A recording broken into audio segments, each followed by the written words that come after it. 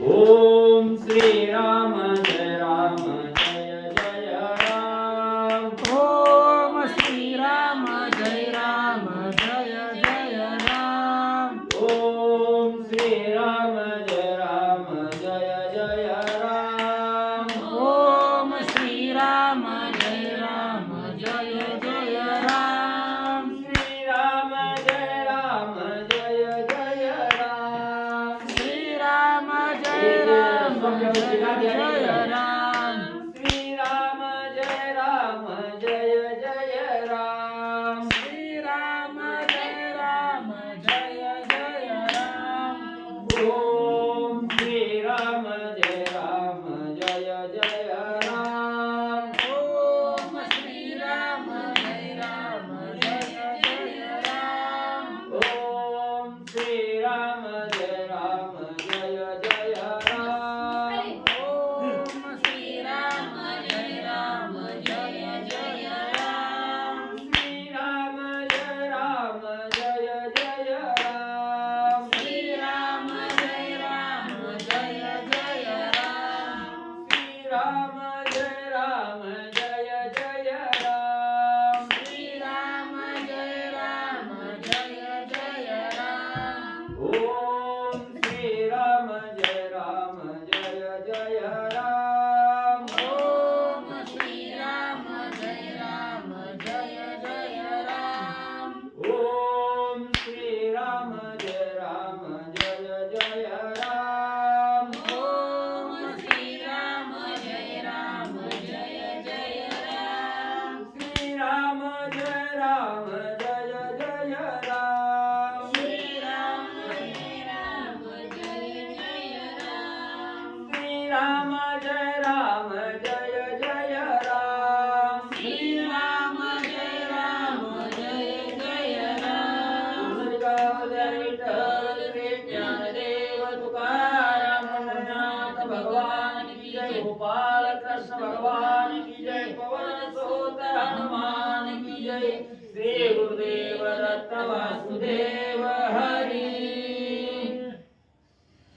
श्री गणेशाय महावक्रतुंड महाकाय सूर्यकोटि समप्रभा निर्विघ्नं कुरु मे देवं सर्वकार्येषु सर्वदा।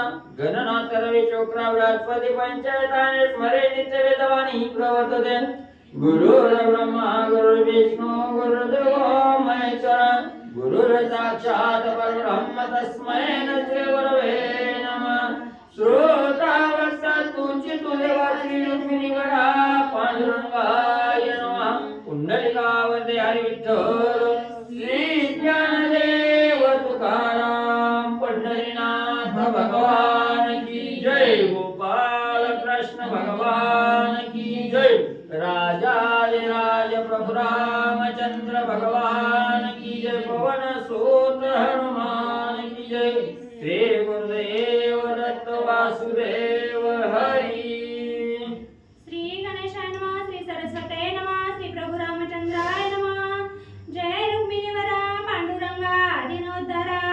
कृपा सागरा करुणाकरा वेदोद्धारा दीनबंधो।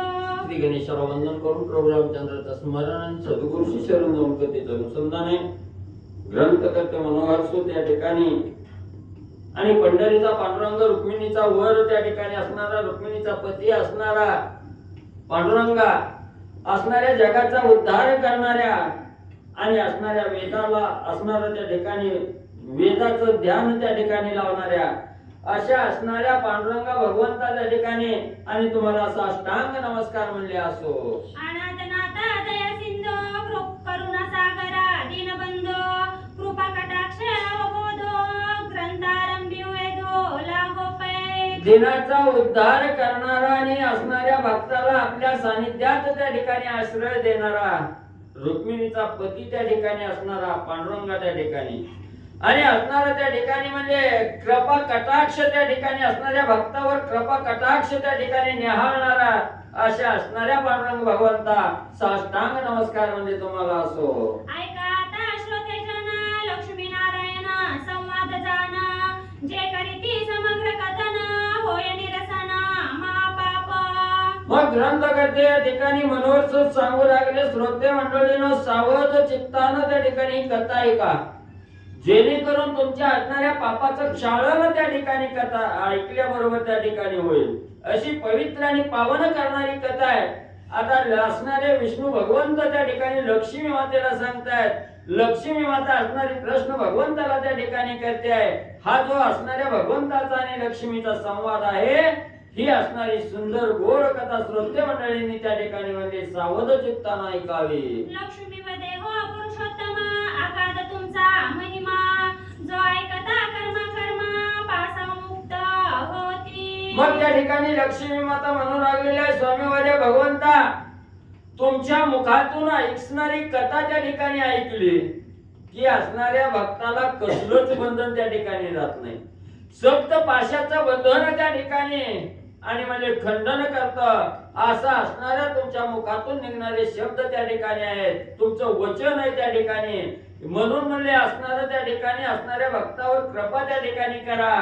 आणि कृपा करण्यासाठी मी तुम्हाला त्या ठिकाणी विचारते, त्याचा असणारा सविस्तर कथन म्हणजे तुम्ही सांगा.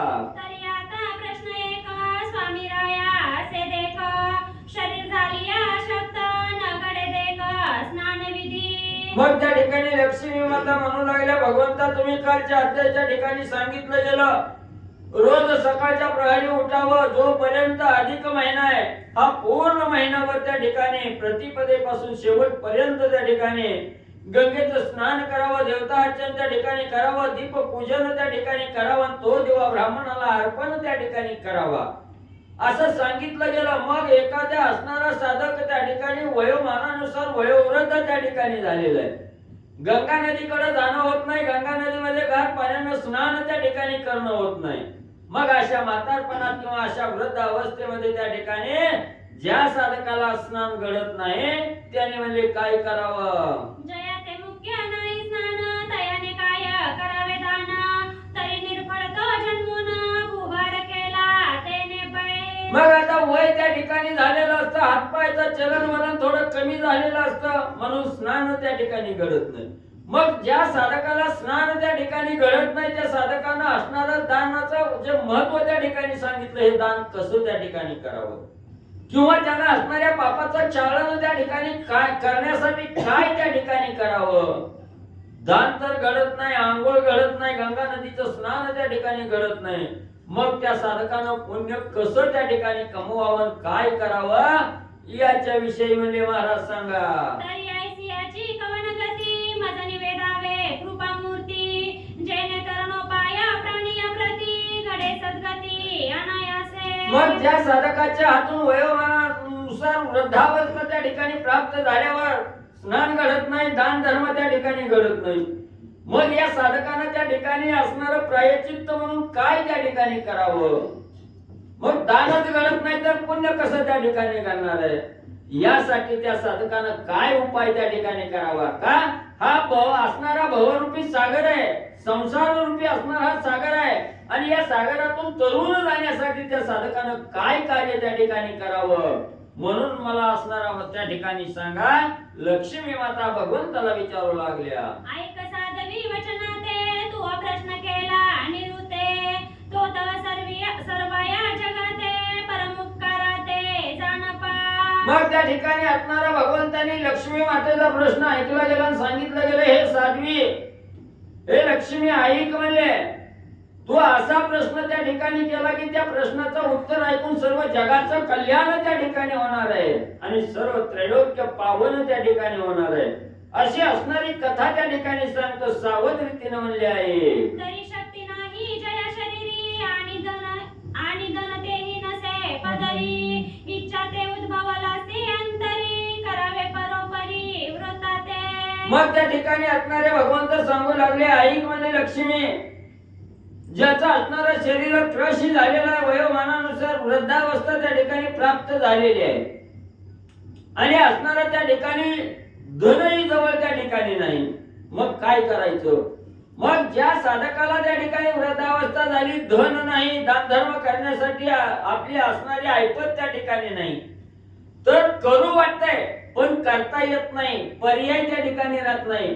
तर त्या साधकानं काय करावं? दान धर्म कराच असं त्या ठिकाणी सांगत नाही, पण मनोभावे असणाऱ्या भगवंताची आराधना त्या ठिकाणी करा, भगवंताचं स्मरण त्या ठिकाणी करा, व्रत करा.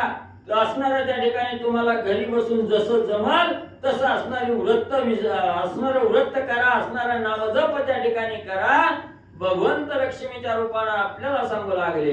ऐसे अंतर जयाचे द्रवले नारी अथवा पुरुष भले तयाने पाहिजे काय केले तरी ऐक वहिले भामिनी. मग ज्या साधकाच्या जवळ धन नाही पण इच्छा पुण्य कमवायची, करू वाटते पण ऐपत त्या ठिकाणी नाही, काय करावं?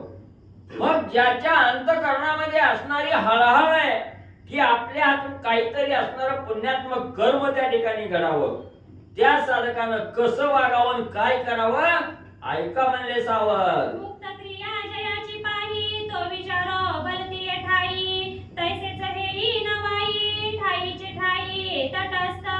मग त्या ठिकाणी सांगितलं गेलं, जर म्हणले असं धन त्या ठिकाणी नाही पण इच्छा आहे, तर त्यानं काय करायचं? कुठं सुद्धा म्हणले त्या ठिकाणी आदळापट करायची गरज नाही, कुठं जायची त्या ठिकाणी गरज नाही. घरच्या घरी बसल्या जागेला त्या ठिकाणी करून म्हणजे असणारं पुण्य त्या ठिकाणी प्राप्त करता येतं. कसं करायचं? घरच्या घरी त्या ठिकाणी व्रत धारण त्या ठिकाणी करा, उपवास करा, नाही तुम्हाला काय त्या ठिकाणी देणं झालं तर, आणि भगवंताचा असणारा अखंड स्मरण त्या ठिकाणी करा, नाम जप त्या ठिकाणी करा. असं असणार, त्याच्यासाठी दुसरा कुठलाही अट्टास करण्याची आवश्यकता नाही असणारे भगवंत सांगू लागले. या लागी सांगतो ऐके भजन करावे परमनिके भजनाविना आणि कदेके सार्थकानिक नसेची. मग दान धर्म करू नका, गंगा नदीमध्ये जाऊन स्नान नाही जमत तर नाही करू नका त्या ठिकाणी, पण घरी बसून तरी काय करा त्या ठिकाणी. सद्भावानं त्या ठिकाणी निस्सीम भाव असणाऱ्या त्या ठिकाणी व्रतावर ठेवा आणि भगवंताचं अखंड असणारं भजन त्या ठिकाणी करा. भजन करा, पण कसं करा? त्या ठिकाणी संपूर्ण भाव त्या असणाऱ्या भजनावर, त्या भगवंतावर त्या ठिकाणी धारण करा आणि अखंड मुखातून असणारा नामजप त्या ठिकाणी करा, भगवंताचं स्मरण करा. असणारा कथा पुराण त्या ठिकाणी ऐका, जमलं तर वाचा त्या ठिकाणी, ऐका, सांगा, पण म्हणजे असणारं व्रत धारण त्या ठिकाणी करा. कुठलीही दुसरे म्हणजे अट्टास करण्याची गरज नाही. भजने तरले महाज्ञानी तपस्वी माझी शिरोमणी महाराज तो नारद मुनी नामस्मरणी रत सदा. मग त्या ठिकाणी असणारे ग्रंथ करते वजा असणारे भगवंत त्या ठिकाणी सांगू लागले, काहीही अट्टा त्या ठिकाणी करू नका, घरच्या घरी बसून भगवंताचं असणारं भजन त्या ठिकाणी करा.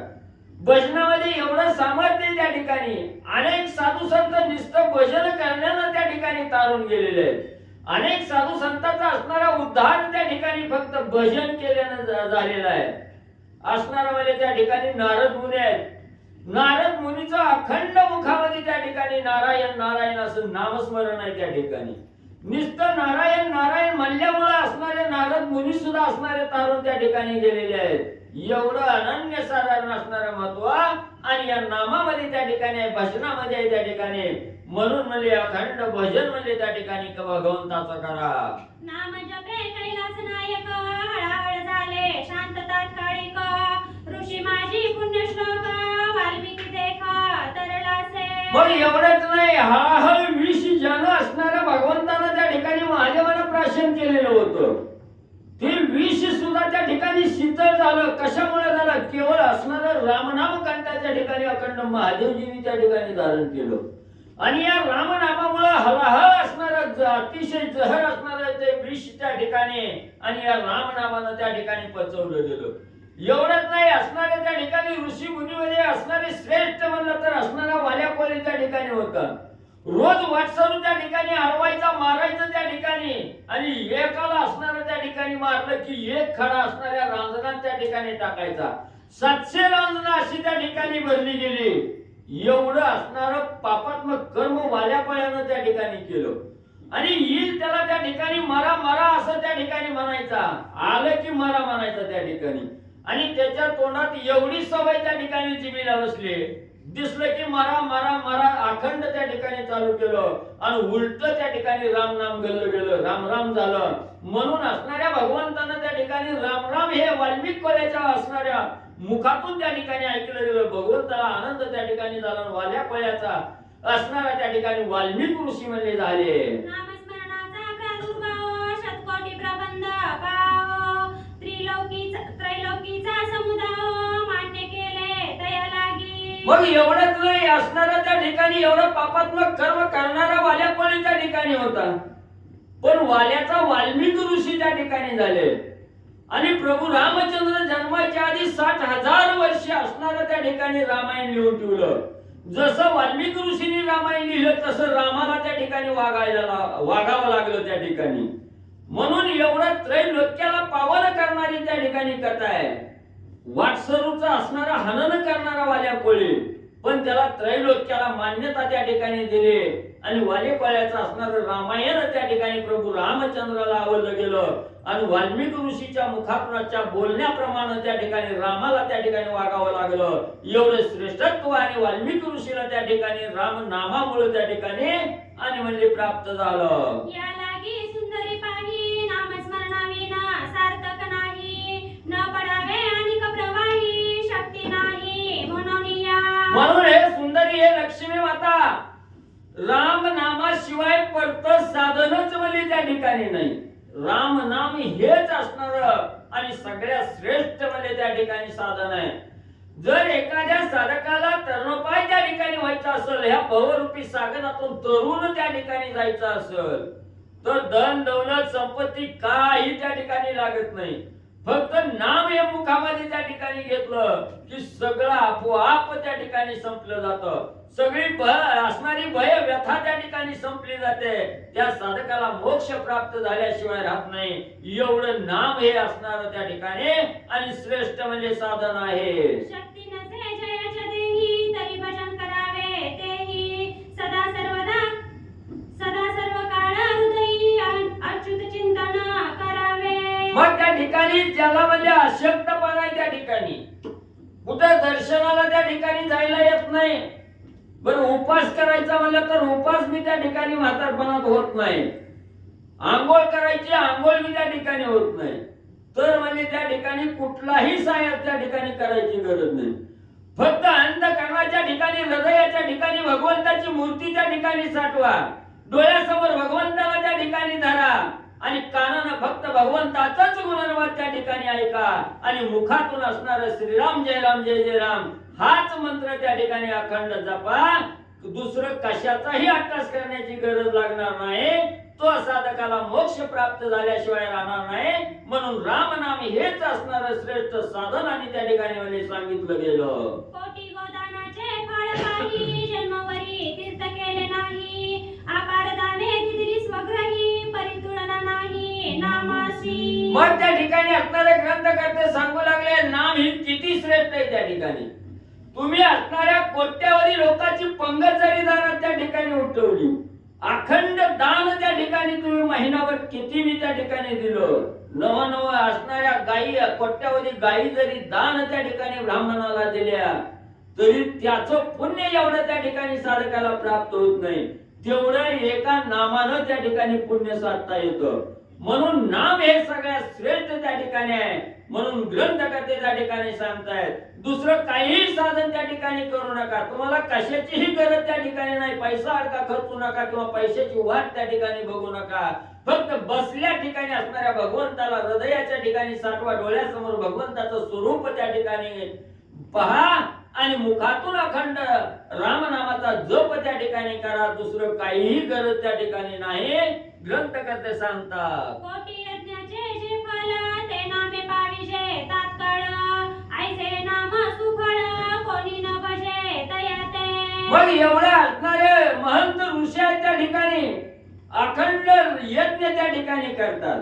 आणि कोट्यावधी यज्ञ केल्यानंतर जेवढं पुण्य त्या ठिकाणी मिळत नाही, त्याची प्राप्ती जेवढी होत नाही तेवढी फक्त रामनामानं त्या ठिकाणी साधता येते. म्हणून दुसरं कठीण करण्याची काहीच गरज त्या ठिकाणी नाही. तुम्हाला फक्त अखंड भगवंतावर असणारा विश्वास त्या ठिकाणी ठेवा. आणि श्रद्धेनं भगवंताला त्या ठिकाणी जपा आणि मुखातून अखंड असणाऱ्या भगवंताचं रामनाम त्या ठिकाणी घ्या.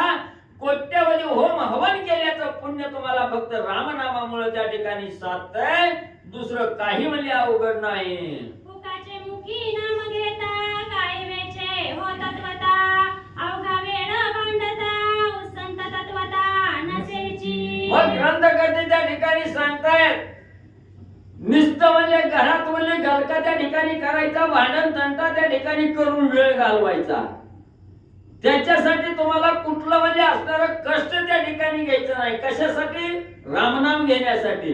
रामनाम मुखामध्ये घेण्यासाठी कोणाला पैसा द्यायची गरज नाही, कुणाला असणारं त्या ठिकाणी म्हणजे दुसरं काही म्हणजे देघे त्या ठिकाणी करायची गरज नाही, किंवा कुठं लांब त्या ठिकाणी जायचंय आणि शोधून घेऊन त्या ठिकाणी यायचंय असं बी काय नाही. फुकटचं नाम आहे, त्याच्यासाठी फुकटच्या तोंडाचा वापर फक्त नामासाठी त्या ठिकाणी करा, दुसरा काही आत्ताच त्या ठिकाणी करू नका. राम नाम हे सर्वश्रेष्ठ आहे, मोक्षाचा मार्ग त्या ठिकाणी दाखवणारं रामनाम हे एकमेव साधन त्या ठिकाणी आहे. म्हणून दुसरा सायास न करता फुकटचं असणारं जे रामनाम आहे हे रामनाम कंठाच्या ठिकाणी धारण करा. पर्यासाठी घडी माझी एका बळात वा निमिष देक आठविता यदुनायक या विनानिक नसे काही. किंवा म्हणजे त्या ठिकाणी काय आपल्याला असणारं संकट त्या ठिकाणी आलं, किंवा आपल्याला असणारं एखादं दुःख भोगण्याची पाळी त्या ठिकाणी आली, तर एक घटकाभर नवा एक क्षणभर जरी असणाऱ्या भगवंताचा ध्यास त्या ठिकाणी धरला आणि भगवंताचा एक क्षणभंगूर धावा जरी त्या ठिकाणी केला, तरी त्या साधकाचं असणारं सर्व दुःख त्या ठिकाणी क्षणात निघून जातं. संकट असणारी 12 वाटा त्या ठिकाणी निघून जातात.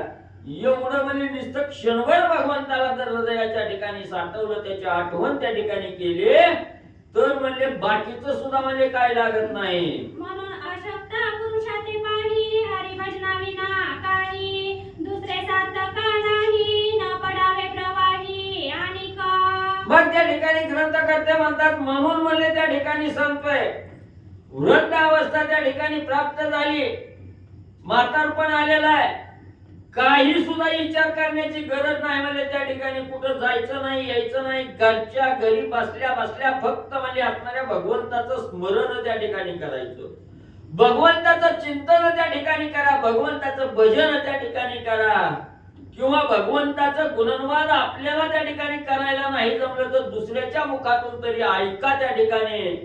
एवढंच म्हणजे तुम्ही साधन करा, दुसरं काय म्हणजे त्या ठिकाणी आड वाटायला जायचं ना हुडकायची गरज त्या ठिकाणी लागत नाही. त्या साधकाला मोक्ष त्या ठिकाणी प्राप्त झाल्याशिवाय राहत नाही. जरी झाले पापाचे डोंगर नारी हो अथवा नर पाप क्षाळना ते अन विचार नाम निर्धार बोलिला असे. मग त्या ठिकाणी ग्रंथकर्ते सांगतायत स्त्री असो किंवा पुरुष असो, या संसार रूपी राहट गाडग्यातून त्या ठिकाणी चालत जात असताना किंवा हा संसार त्या ठिकाणी करत असताना अनेक संकटाला त्या ठिकाणी सामोरं जावं लागतं. त्याच्यासाठी खोटं बोलावं लागतं, खोटं बोललं की पाप त्या ठिकाणी घडतं. काही वेळेस असणारी चोरी त्या ठिकाणी करावी लागते, त्याचंही पाप त्या ठिकाणी बसतं. म्हणून पर्वता एवढं जरी पाप तुम्ही त्या ठिकाणी केलं असेल, पापाचा साठा मस्तकावर पर्वता एवढा जरी बसला असेल, तरी फक्त रामनाम हे साधन मुखामध्ये घेतल्याबरोबर पर्वता एवढं पाप त्या ठिकाणी एका क्षणात त्या ठिकाणी नाहीच होतं. एवढं सामर्थ्य आणि या रामनामामध्ये त्या ठिकाणी आहे. म्हणून कसलाही विचार न करता, थोडाही वेळ न डवळता रामनाम मुखामध्ये अखंड त्या ठिकाणी तेवत ठेवा. एवढंच ग्रंथकर्ते आपल्याला ठामपणे सांगू लागले. या कलियुगी जाणलं तिके घडतील अनंत पातके स्त्री हत्या बाळ हत्या देखे भ्रूण हत्या महापाप. म्हणून ग्रंथकर्ते सांगू लागलेले आहेत ही कलियुग चालू आहे आणि कलियुगात ही फक्त पापाचंच भांडार त्या ठिकाणी वाढलं जातं. का वाढलं जातं? अनेक लोकांना त्या ठिकाणी वाम मार्गाची सवय त्या ठिकाणी लागते, वाईट व्यसनाची सवय लागते, किंवा कुणाला असणाऱ्या त्या ठिकाणी गर्भावस्थेत असणारं बाळ आहे त्या ठिकाणी, मुलगी म्हणलं की असणारा तिचा असणारा जीव त्या ठिकाणी घ्यायचा, तिचा काटा त्या ठिकाणी काढायचा, भ्रूण हत्या त्या ठिकाणी घडली जाते. कुणी असणाऱ्या गाईला सुद्धा माता म्हणायला त्या ठिकाणी तयार नाही, असणाऱ्या गाईचा बाजार त्या ठिकाणी करायचा मारायचा खटका समोर गाय त्या ठिकाणी विकायची, याचंही पातक असणाऱ्या मस्तकावर त्या ठिकाणी बसतो. कुणी असणाऱ्या त्या ठिकाणी एखादं मांजर घरात त्या ठिकाणी आलं तर कुणाला त्या ठिकाणी आवडतंय, कुणाला आवडत नाही त्या ठिकाणी, त्यावेळी त्या मांजराला सुद्धा त्या ठिकाणी मारायचं ना आपलं पापाचा ढीग त्या ठिकाणी वाढवायचा. असे अनेक पापात्मक कर्म या कलियुगामध्ये त्या ठिकाणी घडली जातात. मग ही असणारी भ्रूण हत्या असू द्या, स्त्री हत्या त्या ठिकाणी असू द्या, किंवा असणारा अनेक पापात्मक कर्म त्या ठिकाणी केल्याचं पाप त्या ठिकाणी असू द्या, सगळं जर त्याच्यातून मुक्त त्या ठिकाणी व्हायचं असेल तर या कलियुगामध्ये एकमेव साधन म्हणजे असणारं रामनाम त्या ठिकाणी आहे. भगवंताचं चिंतन त्या ठिकाणी एकमेव आहे. याच्याशिवाय दुसरा पर्याय त्या ठिकाणी शिल्लक नाही. भगवंत सांगू लागले, मातृगमनी मातृहत्यारी भगिनी शुष्णागमनी निर्धारी शेकितयाचा जो वध करी पापी अघोरी या नामे. मग ग्रंथकर्ते सांगतायत की कलियुग आहे त्या ठिकाणी आईला आई म्हणणारा मुलगा या असणाऱ्या कलियुगामध्ये त्या ठिकाणी जन्मत नाही, किंवा असणाऱ्या कलियुगामध्ये असणारी सून आणि लेक यांच्यात असणारा फरक त्या ठिकाणी होत नाही. आज बाप लेकाला सुद्धा असणारी लज्जास्पद अवस्था त्या ठिकाणी निर्माण झाली आहे. असणारी वर्तणूक सगळी कलियुगामध्ये बिघडत त्या ठिकाणी चालली. चांगली लोक सुद्धा वाम मार्गाला त्या ठिकाणी जाऊ लागली. आणि असणारं हे कलियुग आहे, त्याच्यामुळे या कलियुगामध्ये सगळी पातकच त्या ठिकाणी साधकाच्या हातून होणार आहेत. सर्व पापाचे पर्वत या कलियुगामध्ये साधकाच्या मस्तकावर आणि त्या ठिकाणी म्हणले बसतात. गुरुहत्या पितृहत्या जाण गोहत्या अभिलाषी जोधन मांसाहारी मद्यप्राशन नित्य जाण विप्रासी. या कलियुगात फक्त वाईटाचाच बाजार त्या ठिकाणी निर्माण होणार आहे. कोण असणाऱ्या दारूच्या व्यसनात त्या ठिकाणी जाणार आहे, परस्त्री माते समान आहे ही समजायचं सोडलं गेलं, पण तिथं असणाऱ्या परस्त्रीचा अभिलाष त्या ठिकाणी धरणार आहे. एखादा बाप आपल्या मुलीला मुलगी म्हणून त्या ठिकाणी पाहत नाही, ती आपलं असणारं साधन आहे याचा विचार त्या ठिकाणी करून बघते. एखादा असणारा साधक सून आहे त्या ठिकाणी, पण या सुनेच्या नजरेकडे त्या ठिकाणी बघायचं म्हटलं तर वाम मार्गाने त्या ठिकाणी पाहतोय. म्हणून या कलियुगात चांगल्याला चांगलं त्या ठिकाणी कोण म्हणत नाही, सगळा वाईटाचा बाजार आहे त्या ठिकाणी. सगळे असणारी जी मंडळी आहे त्या ठिकाणी पापात्मक मार्गाने त्या ठिकाणी वागणारी आहे. ही अतिशय दुर्धर असणारा कलियुग आहे. ही महत् पापे सांगितली क्षुद्र पापे नाही गणिली नामे नाश होती सकळी जेवी होळी तृणाची. मग ही कलियुगात झालेली असणारी त्या ठिकाणी पाप आहे ते, आणि अशीच असणारी क्षुद्राची सुद्धा म्हणे अनेक पाप आहेत त्या ठिकाणी. ती काय म्हणे इथं वर्णन त्या ठिकाणी केले नाही, ग्रंथ वाढेल वेळ त्या ठिकाणी लागेल, म्हणून थोडक्यात म्हणजे ही कर्म त्या ठिकाणी सांगितली. मग एवढ्या पापात्मक कर्मातून निर्मुक्त त्या ठिकाणी व्हायचंय.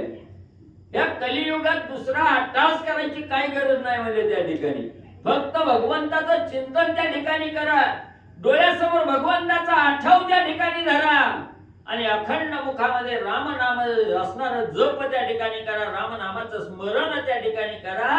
एवढी जी पातक त्या ठिकाणी सांगितली गेली, सगळ्या पातकाचं एका क्षणात असणार रामनामामुळं आणि म्हणजे काटा निघतो. आपुलेनी न करावे नामोच्चार तरी तुझी याते करावा सोपस्कार.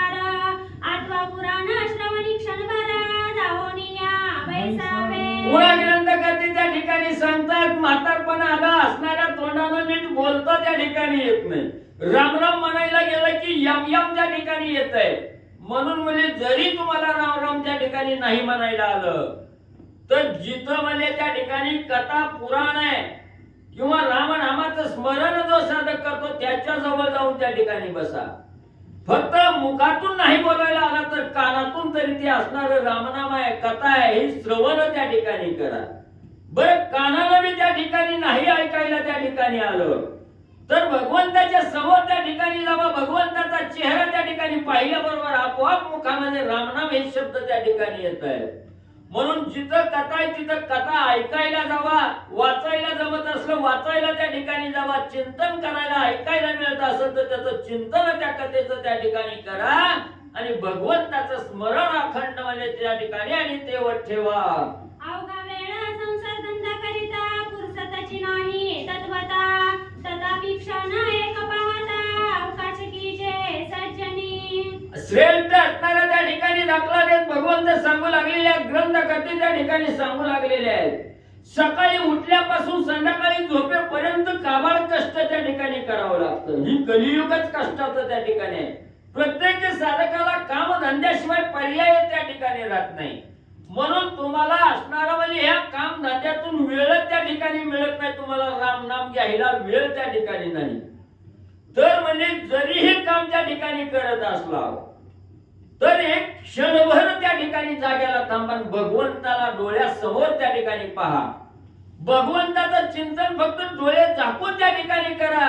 भगवंताचा चेहरा त्या ठिकाणी आठवा. एका क्षणात सगळं दुःख त्या ठिकाणी नाहीसं होईल असणारे ग्रंथकर्ते सांगू लागले. अमूल्य नरदेहाची प्राप्ती कोटी वेचता न एक घटी. आयुष्य जात असे उठाउठी म्हणून पुण्यासाठी पैकी जे. मग त्या ठिकाणी ग्रंथकर्ते सांगतात हा अमूल्य असणारा नरदेह आहे.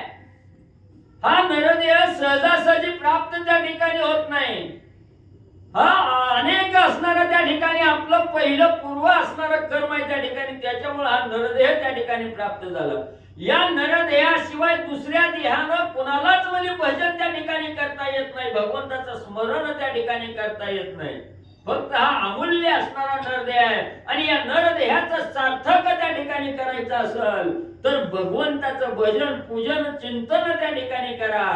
फक्त भगवंताचं रामनाम मुखामध्ये घ्या. ह्या देहाचं सार्थक झाल्याशिवाय त्या ठिकाणी राहत नाही. ग्रंथकर्ते सांगतात यदती त्यास बरवा श्रोते विमळ परिसावा. तया योगे जगात सर्व उपरती घडे तत्काळ. मग या असणाऱ्या देह आपल्याला प्राप्त झाला. या देहानं असणाऱ्या त्या ठिकाणी स्वर्ग गाठता येतो. या देहानं वैकुंठ त्या ठिकाणी गाठता येतो. आणि याच देहानं वाईट कर्म करून नरक सुद्धा त्या ठिकाणी गाठता येतो. म्हणून हा देह सत्कर्मी लावायचा का अनाठाई त्या ठिकाणी घालवायचा. एवढा अमूल्य देह त्या ठिकाणी मिळवलाय. म्हणून असणाऱ्या त्या ठिकाणी जरी कष्ट त्या ठिकाणी करत असला, कार्य त्या ठिकाणी करत असला, राम नामाचं चिंतन त्या ठिकाणी करा. भगवंताला त्या ठिकाणी अखंड आपल्या मनामध्ये त्या ठिकाणी साठवा. मग हा देह त्या ठिकाणी सार्थकी लागला जाईल. वैकुंठीचं असणारं स्थान आपल्याला त्या ठिकाणी प्राप्त होईल. म्हणून या देह आपल्याला अमूल्य देह मिळालेला, या देहाचं सार्थक करायचं असेल तर भगवंताचं पूजन मनन चिंतन त्या ठिकाणी करा. उत्तर देशी नर्मदा तीरी भुसुर नामे एक नगरी. तेथील एका ब्राह्मण गृहचारी असे अधिकारी ज्योतिषी. मग त्या ठिकाणी ग्रंथकर्ते सांगू लागलेले आहेत उत्तर दिशेला असणारा त्या ठिकाणी म्हणजे कुठले नदी भुसूर नावाच्या असणारा त्या ठिकाणी नगर आहे. आणि तिथं एक असणारा ब्राह्मण त्या ठिकाणी आपल्या सहपरिवारासह आणि म्हणले राहत असताना शांततयाची पाहता नामे सावित्री परमपतिव्रता. अवघा वेळा संसार धंदा करिता नाम तत्वता न सोडी. मग त्या ठिकाणी असणाऱ्या म्हणजे त्या भुसूर नगरीमध्ये असणारा ब्राह्मण त्या ठिकाणी राहत होता. त्याची असणारी पत्नी म्हणजे त्या ठिकाणी सरस्वती सावित्री नावाची पत्नी आहे. आणि ही असणारी सावित्री म्हणजे अखंड असणारं कष्टाशिवाय दुसरं तिच्या नशिबी काहीच त्या ठिकाणी नव्हतं. सकाळी झोपेतून उठल्यापर्यंत संध्याकाळी झोपेला शेजेला त्या ठिकाणी पडेपर्यंत काबाड कष्ट करायचं. पण एवढं जरी कष्ट त्या ठिकाणी सावित्री करत होती तरी एक क्षण सुद्धा असणाऱ्या भगवंताला त्या ठिकाणी विसरत नव्हती. अखंड भगवंताचं स्मरण त्या ठिकाणी करत होते. कितीही कष्ट त्या ठिकाणी असलं तरी असणारा क्षणभर सुद्धा नाम त्या ठिकाणी आणि म्हणजे सोडत नव्हती. हे कृष्ण गोविंदा गोपाळा मुखी सर्वदा हाची ताळा. पतितीचा परम धन गळा असे आगळा कृपणतो. मग त्या ठिकाणी असणारा म्हणजे कुठलंही कार्य त्या ठिकाणी करत असताना, कुठलंही काम त्या ठिकाणी करत असताना फक्त हे गोविंद आहे, गोपाळ आहे, कृष्ण आहे, भगवंता याच्याशिवाय दुसरं कायच त्या ठिकाणी बोलायचं नाही. कुठलं जरी काम दुसऱ्याला त्या ठिकाणी सांगायचं असेल तर हे गोविंदा, हे गोपाळा हिथून सुरुवात त्या ठिकाणी करायची. मग एवढी ही असणारी त्या ठिकाणी भक्तीमध्ये लीन असणारी ही सावित्री त्या ठिकाणी होती. पण तिचा असणारा पती त्या ठिकाणी कृपण होता. त्याला असणाऱ्या भजनाची आवड त्या ठिकाणी नव्हती. त्याचं आपलं काम आणि आपला पैसा त्या ठिकाणी याच्यातच वेळ त्या ठिकाणी घालवायचा. त्याला मात्र भगवंताच्या भजनाची आणि म्हणजे आवड नव्हती. पोटानं खाये पुरते अन्न, सांची लेसी सांची तसे दाना, कोणी दिदली या वस्तू नूतन, टाकी विकून धन लोभे. मग तो असणारा कृपण असणारा ब्राह्मण त्या सावित्रीचा पती त्या ठिकाणी होता. कुठं आज लग्न आहे आणि कुठं फुकट खायला त्या ठिकाणी मिळेल तिकडं पळायचं त्या ठिकाणी. कोणी 2 रुपये आणून त्या ठिकाणी आपल्याला देईल याची वाट त्या ठिकाणी बघायची. आणि ब्राह्मण आहे म्हणून कुणी एखाद्या असणारी वस्तू त्या ठिकाणी दान दिली की ती वस्तू आली की लगेच बाजारपेठेत जायचं मोडायचं आणि त्याचं 2 रुपये आणून त्या ठिकाणी आपली आईश त्या ठिकाणी करायची. किंवा असणारा जी काय 2 पैसे त्या ठिकाणी मिळतात त्याच्यात असणारा दुसऱ्याला फसवायचं नसणारा घर कारभार त्या ठिकाणी चालवायचा. असा हा कंजूस असणारा ब्राह्मण आणि त्या सावित्रीचा पती म्हणले होता. ऐसे धन संग्रहाता पाही, सप्तकुंभ साचले स्वग्रही, सुवर्ण नाणे असे ती धन पाही संचितार्थ. मग त्या ठिकाणी असणारा म्हणजे असं हे कारभार करत असताना असणारे 7 कुंभ सोन्याचे म्हणजे घरात त्या ठिकाणी होते. त्याला असणाऱ्या लोकांकडून भेट वस्तू त्या ठिकाणी मिळालेल्या दान मिळालेल्या 7 असणारं म्हणजे कुंभ आणि घरामध्ये त्या ठिकाणी होतं.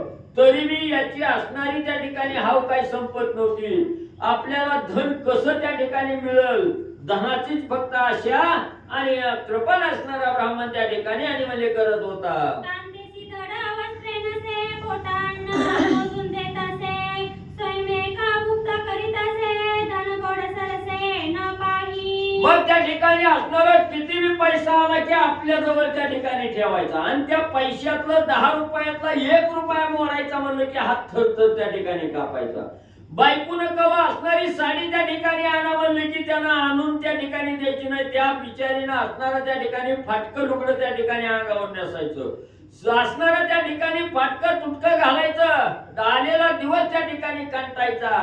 लेकरा बाळाला नीट खायला त्या ठिकाणी आणायचं नाही, चांगलं चुंगलं त्या ठिकाणी आणायचं नाही आणि आपण असणारा हॉटेलला जाऊन त्या ठिकाणी खायचं, आपली मौज मजा त्या ठिकाणी करायचे. घरच्याला तसंच म्हणजे त्या ठिकाणी मारायचं. या रीती क्रमित असे काळ, पोटी नसे गही बाळ, कांता सदा करी तळमळ, म्हणे धन हे निर्फळ सोनी. मग ह्याला पैसा त्या ठिकाणी कमीला स्वतःचा किस्सा त्या ठिकाणी भरून घेतलं. पण म्हणले पोटी असणारं संतान त्या ठिकाणी नव्हतं आणि असणाऱ्या म्हणजे त्या ठिकाणी पुरुषापेक्षा स्त्रीला अतिशय हळहळ त्या ठिकाणी संतान नसल्यामुळे होते. म्हणून त्याची जी असणारी पत्नी सावित्री होती त्या ठिकाणी आपल्या पोटी मुलबाळ त्या ठिकाणी नाही याची चिंता तिला असणारं मन त्या ठिकाणी खात होतं.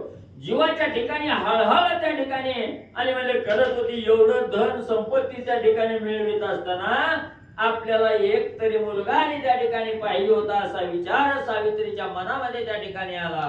नेने कधी कुलधर्म कुळाचार, तीर्थ पर्वणी सणवार, आसक्त सदा धनाचार, नेने प्रकार आणि काही. मग त्या ठिकाणी असणारा एक कंजूस ब्राह्मण आहे म्हणल्यावर त्याला काय त्या ठिकाणी विचार येणार आहे.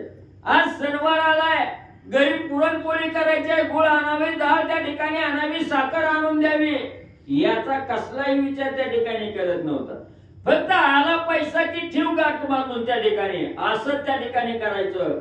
सण वार काय त्याला असणारा त्या ठिकाणी कार्यक्रम आहे, कुठला असणारा त्या ठिकाणी पूजा विजय ही काही त्याला त्या ठिकाणी कळत नव्हतं. फक्त येईल ते आपला पैसा याच्यावरच लक्ष आणि तो ब्राह्मण त्या ठिकाणी देत होता. काय करावे ऐसियास, नेने कधी सुग्रास, ऐसियाचे देवे संगतीस, कापा घातले मज लागी. मग असणारी सरस्वती आहे त्या ठिकाणी एके दिवशी मनामध्ये चिंता त्या ठिकाणी वाटली गेली. काय करावं, पोटी असणारं संतान त्या ठिकाणी नाही. बरं नाही तरी नाही असणारा घरात एवढा पैसा आपला पती त्या ठिकाणी कमवून आणतोय, पण आपल्या साडीला 17 ठिगळं त्या ठिकाणी जोडल्याशिवाय आयुष्य त्या ठिकाणी जात नाही. किंवा असणारा त्या ठिकाणी दिवाळीचा सण असताना शेळ्या भाकरीवर त्या ठिकाणी आपल्याला जेवावं लागतंय. कवा गोडधोड त्या ठिकाणी खायला नाही, कवा ताजं तवानं त्या ठिकाणी खायचं म्हटलं तर त्या ठिकाणी नाही. सदा शिळं पाक त्या ठिकाणी खायचंय. म्हणून भगवंताचा धावा त्या ठिकाणी सरस्वतीने केला. हे भगवंता, हे पांडुरंगा, हे कृष्णा, हे गोकुळा या ठिकाणी काय माझ्या नशिबी लावलं, असला कसा पती मला त्या ठिकाणी प्राप्त झाला. काय याच्या संगतीला मला त्या ठिकाणी लावलं, ही असणारं घरामध्ये लक्ष त्या ठिकाणी देत नाही, एवढा कंजूस आणि कृपणपती मला त्या ठिकाणी कसा दिला, म्हणून भगवंताला त्या ठिकाणी विचारू लागली. स्वगृहीत की आपदा परिपती ते न मागे कदा, नामही न सोडी सर्वदा, गोविंदा गोपाळा माधवा. मग त्या ठिकाणी असणारा त्या ठिकाणी सरस्वतीनं ठाम निश्चय त्या ठिकाणी केला. आपल्याला जेवायला त्या ठिकाणी नाही दिलं तरी चालल, पण कवापतीला म्हणले नाही, मला हेच आणून द्या, मला तेच द्या त्या ठिकाणी, असा अट्टासपतीच्या समोर कवा त्या असणाऱ्या सावित्रीनं त्या ठिकाणी केलं नाही. जी आहे त्याच्यात समाधान त्या ठिकाणी मानायचं. जी शिळी भाकर खायची वेळ आली तर शिळ्या भाकरीवर त्या ठिकाणी आपलं आयुष्य त्या ठिकाणी काढायची, पण पतीला हट्ट कवा त्या ठिकाणी मागण्याचा केला नाही. आणि अखंड असणाऱ्या भगवंताचं नाम कवा सोडलं नाही. किती बी ह्याला त्रास त्या ठिकाणी झाला, किती बी कष्ट त्या ठिकाणी उपसायची पाळी आली, तरी नामाला त्या ठिकाणी कवा सोडलं नाही, भगवंताला कवा सोडलं नाही. अखंड हे असणाऱ्या माधव आहे, भगवंत आहे, गोकुळ आहे, कृष्णा त्या ठिकाणी, याच्याशिवाय दुसरं कायच म्हणले मनामध्ये आणि येऊ दिलं नाही. ऐसे वर्तता संसारी तव वर्तिली नवल परी, ब्राह्मण गेला से बाहेरी कृषी वडिते अनावया. मग त्या ठिकाणी एक दिवस अशा प्रकारचा संसार गाडा त्या ठिकाणी हाकत असताना, आयुष्यवान कंठत त्या ठिकाणी असताना, एक दिवस असा त्या ठिकाणी उगवला गेला. आपला असणारा पती त्या ठिकाणी ब्राह्मण आहे, शेतामध्ये काहीतरी असणारा शेतकऱ्याचं कर्म आहे, ही शेती करण्यासाठी, आऊत हाकण्यासाठी किंवा बैल आणण्यासाठी तो असणारा ब्राह्मण शेतामध्ये त्या ठिकाणी गेला असताना,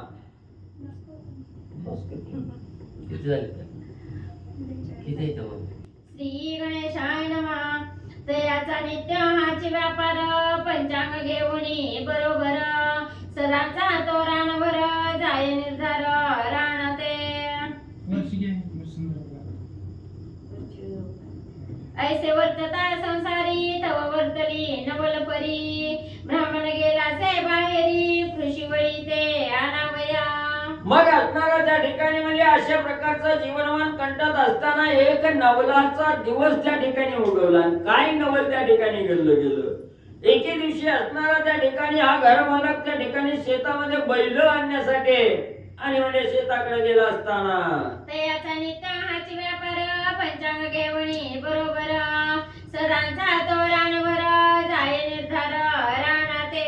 मग त्या ठिकाणी असणारा त्याचा व्यवसाय काय होता, त्या ठिकाणी रोज उठायचं, पंचांग घ्यायचं आणि काकत घालायचं. कुठं 11 रुपये मिळतात, कुठं 10 रुपये मिळतात, याची वाट बघायची. तिकडं त्या ठिकाणी पंचांग घ्यायचं आणि जायचं निघून, आणि तिकडच रानवरी व्हायचं, तिकडच रानात त्या ठिकाणी जायचं, कष्ट त्या ठिकाणी करायचं, घराचा विचारच त्या ठिकाणी सोडला गेला. असं वर्तन असणारा त्या ठिकाणी आणि त्या ब्राह्मणाचं मला सांगितलं गेलं. ऐसे असता एके ओसरी एक क्षुद्र, तुझी एक ग्रामाधिकारी, मध्यान समयी पातळ घरी, म्हणे आहेत घरी भट्ट बाबा. मग त्या ठिकाणी एके दिवशी म्हणजे एक असणारा क्षुद्र जातीचा त्या ठिकाणी साधकाला आणि घर विचारित या असणाऱ्या म्हणजे सावित्रीच्या घरासमोर त्या ठिकाणी आला. आणि आल्याबरोबर त्यानं पुकार दिला, भटजी बाबा आहेत का म्हणजे घरी. असणारा त्या ठिकाणी भटजी बाबाला घरी आहेत का म्हणून असं आणि दारात येऊन विचारलं. कांत आली धावत, कोण म्हणून पुसत, एरुवदे मी क्षुद्र निश्चित, आमंत्रणार्थे पातलो. मग त्या ठिकाणी असणारे भटजी बाबा घरी आहेत का असं त्या ठिकाणी पुकार दिला. पुकार ऐकल्याबरोबर सावित्री धावत दरवाजात त्या ठिकाणी आल्या आणि त्यांनी विचारलं काय पाहिजे. त्यावेळी त्यांनी सांगितलं गेलं, भटजी बाबाला आमंत्रण देण्यासाठी किंवा निमंत्रण देण्यासाठी मी या ठिकाणी आलेलो आहे. भटजी बाबा घरी आहेत का असं असणाऱ्या त्या क्षुद्राने सांगितलं, मी क्षुद्र आहे आणि भटजी बाबाला आमंत्रण देण्यासाठी आलो असं आपलं त्या ठिकाणी आणि सांगितलं गेलं. आज माझे ग्रामी ब्राह्मण भोजन आहे धामी, ऐसे म्हणून पातलो मी द्यावया आमंत्रण. या नगरामध्ये माझं असणारं क्षुद्राचं एक घर आहे आणि या घरी मी असणारं म्हणजे भोजन देण्याचा असणारा पंगत घालण्याचा त्या ठिकाणी निश्चय केलेला आहे. आणि ती पंगत म्हणजेच असणाऱ्या ब्राह्मणाला भोजन घालायचं आहे.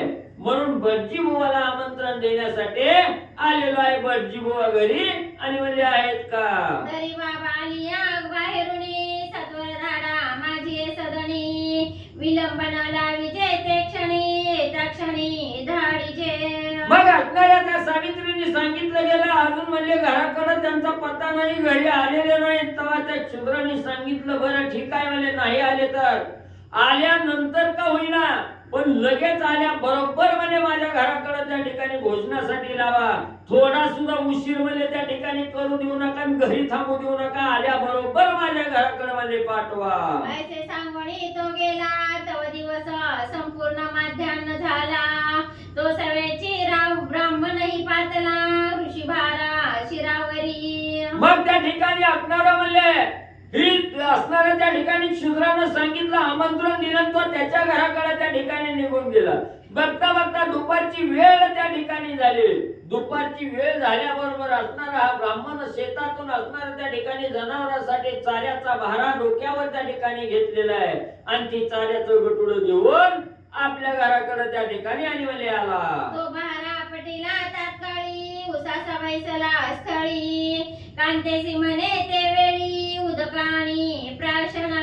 मग जमून भागून त्या ठिकाणी शेतातून गवत घेऊन त्या ठिकाणी आलेला होता. गवताचा भारा डोक्यावर दान करून खाली टाकला आणि थकलेला होता. थोडा खाली त्या ठिकाणी बसला, उत्साह त्या ठिकाणी सोडला, थोडा असणारा श्वास त्या ठिकाणी घेतला, खाली बसला आणि पत्नीला म्हणला हे सावित्री पाणी घेऊन मला लवकर ये. एरी उदकान देता घडी निरोप सांगत असे तातडी म्हणे ऐका हो स्वामी परवडी क्षुद्र या घडी पातलासे. मग त्याने असणारं पाणी आण म्हणून त्या ठिकाणी सांगितलं. पाणी देण्याच्या अगोदर सावित्रीनं त्या ठिकाणी सांगितलं महाराज स्वामीवर्या आपल्याकडे एक असणारा क्षुद्र त्या ठिकाणी आलेला होता. त्या क्षुद्रानं आपल्या घरी असणाऱ्या भोजनाची पंगत उठवण्याचं कार्य त्या ठिकाणी चालू केलेलं आहे आणि तुम्हाला क्षणभर सुद्धा इथं थांबू नका, लवकर माझ्याकडे पाठवा असा निरोप देऊन तो क्षुद्र आणि मला निघून गेलेला आहे. रामतयाचा कोश दोन तुम्हा देऊन गेला मंत्रणा म्हणे सत्वर द्या पाठवून खोळंबतीला ब्राह्मण भोजनासी. आणि सावित्री सांगू लागली पतिराया स्वामीवर्या इथून असणारं 2 कोसाच्या अंतरावर म्हणजे त्याचं घर आहे म्हणजे एवढ्या लांबून 2 कोसावरून म्हणजे तुम्हाला आमंत्रण द्यायला म्हणजे ती तळमळीनं इथं आलेला आहे आणि सांगितलंय म्हणजे इथं क्षणभर सुद्धा बसू देऊ नका, आल्या बरोबर माझ्या घराकडे त्या ठिकाणी लावा असं सांगून म्हणजे तो क्षुद्र आणि निघून गेलेला आहे. ऐकताची माता तैसाची उठीला खडबडीत म्हणे पंचपात्र दई त्वरित जातो निश्चित धावुनी. मग पत्नीनं सांगितलं लवकर म्हणजे त्या ठिकाणी जेवायला बोलवलंय म्हणल्याबरोबर पाणी मागितलेलं सुद्धा विसरला आणि बायकोला सांगितलं लवकर म्हणजे ती 5 असणारी ताटं म्हणजे घेऊन ये म्हणजे पंचपात्र त्या ठिकाणी घेऊन ये लवकर म्हणजे जेवायला जातो. एरी म्हणे उदक स्वीकारा तो म्हणे मार्गी असे झरा मज जाण्याची असे त्वरा उदक मार्गी स्वीकारेन. मग असणाऱ्या सावित्रीनं सांगितलं महाराज म्हणजे आता ताण लागली होती, पाणी मागितलं होतं पाणी तरी प्या की. तेवढ्यात तो असणारा त्या ठिकाणी पत्नीला म्हणू लागला राहू दे मला आता पाणी. वाटणी मला अनेक झरायचं मला तिथं झऱ्याला पाणी पिन मला तिथं उशीर नका मला लवकर मला आणि त्या असणाऱ्या क्षुद्राच्या घरी भोजनाला मला जाऊ दे. ऐसे कथा वचन गाठा एरी पीठ तसे लल्लाटा म्हणे हो कटकटा केवी हा वाटा पापाचा. मग त्या ठिकाणी असणारा म्हणजे त्याला पाणी बी सोडलं गेलं आणि कवा एकदा जातो आणि कवा 5 ताटं भरून आणतो ह्या आशेनं त्या ठिकाणी धावू लागला. असणाऱ्या सावित्रीनं कपाळ बळीवलं. काय करावं म्हणजे असल्या फुकट खाण्याला म्हणजे त्या ठिकाणी ही म्हणजे असणाऱ्या त्या ठिकाणी हे पापात्मक तेवढं म्हणजे त्या ठिकाणी वाईट तेवढा विचार त्या ठिकाणी करते. कुठं फुकट आहे म्हणलं की तिथं म्हणजे किती बी कष्ट लागलं तरी धावत त्या ठिकाणी जाणार, मागचा पुढचा विचार त्या ठिकाणी करणार नाही. काय म्हणजे हे बाबांना म्हणले वाईट कर्म त्या ठिकाणी आचरलं का अशी अवस्था त्या ठिकाणी पतिराया करू लागला. आपलं कपाळ बळवून त्या ठिकाणी आणि सावित्री घेऊ लागली. परिणाही याची या दैवी आहारे शेषशाही कैसी नवाई हे केली. मग त्या ठिकाणी असणाऱ्या भगवंताला त्या ठिकाणी विचारू लागली हे भगवंता काय म्हणजे एवढं घरी धन आहे म्हणजे आम्हा बसणारा पैसा आहे म्हणजे त्या ठिकाणी, तरी म्हणजे ह्याच्या मनाला समाधानच त्या ठिकाणी लागत नाही. भगवंता असा कसा पती माझ्या पदरात त्या ठिकाणी टाकला, म्हणून भगवंताला त्या ठिकाणी आणि सरस्वती सावित्री त्या ठिकाणी विचारू लागली. कान सरे हे माझा भोग याचे पावले मी अर्धांग, तव पापिया माझी सांग शिरोमणी असे हा. मग असणाऱ्या भगवंताला त्या ठिकाणी विचारू लागली, भगवंता का माझ्या नशिबी असलं दरिद्री म्हणजे त्या ठिकाणी टाकलं, काही माझा असणारा पतिराया म्हणून मला स्वीकारण्याची त्या ठिकाणी वेळ आली. कवा बायकोला बायको त्या ठिकाणी म्हणत नाही, चांगलं चुंगलं त्या ठिकाणी विचारित नाही, दुःख आहे का सुख आहे का त्या ठिकाणी काय घरातलं म्हणजे त्या ठिकाणी बघत नाही.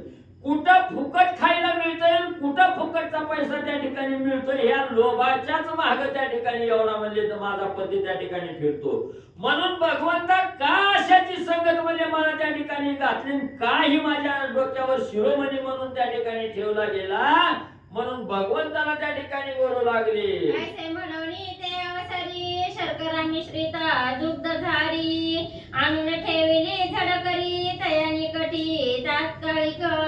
मग असं असणाऱ्या भगवंताला त्या ठिकाणी प्रार्थना केली, घरामध्ये गेली, एक असणारा दुधाचा ग्लास त्या ठिकाणी भरला, त्या दुधाच्या ग्लासामध्ये गोड असणारी साखर त्या ठिकाणी टाकले आणि पतीच्या जवळ आणून त्या ठिकाणी सावित्रीने मध्ये ठेवले. म्हणे हे उदकाची धारी घेऊन जाईजे बरोबरी, दृशा लागता मार्गावरी प्राशन करी दयाला.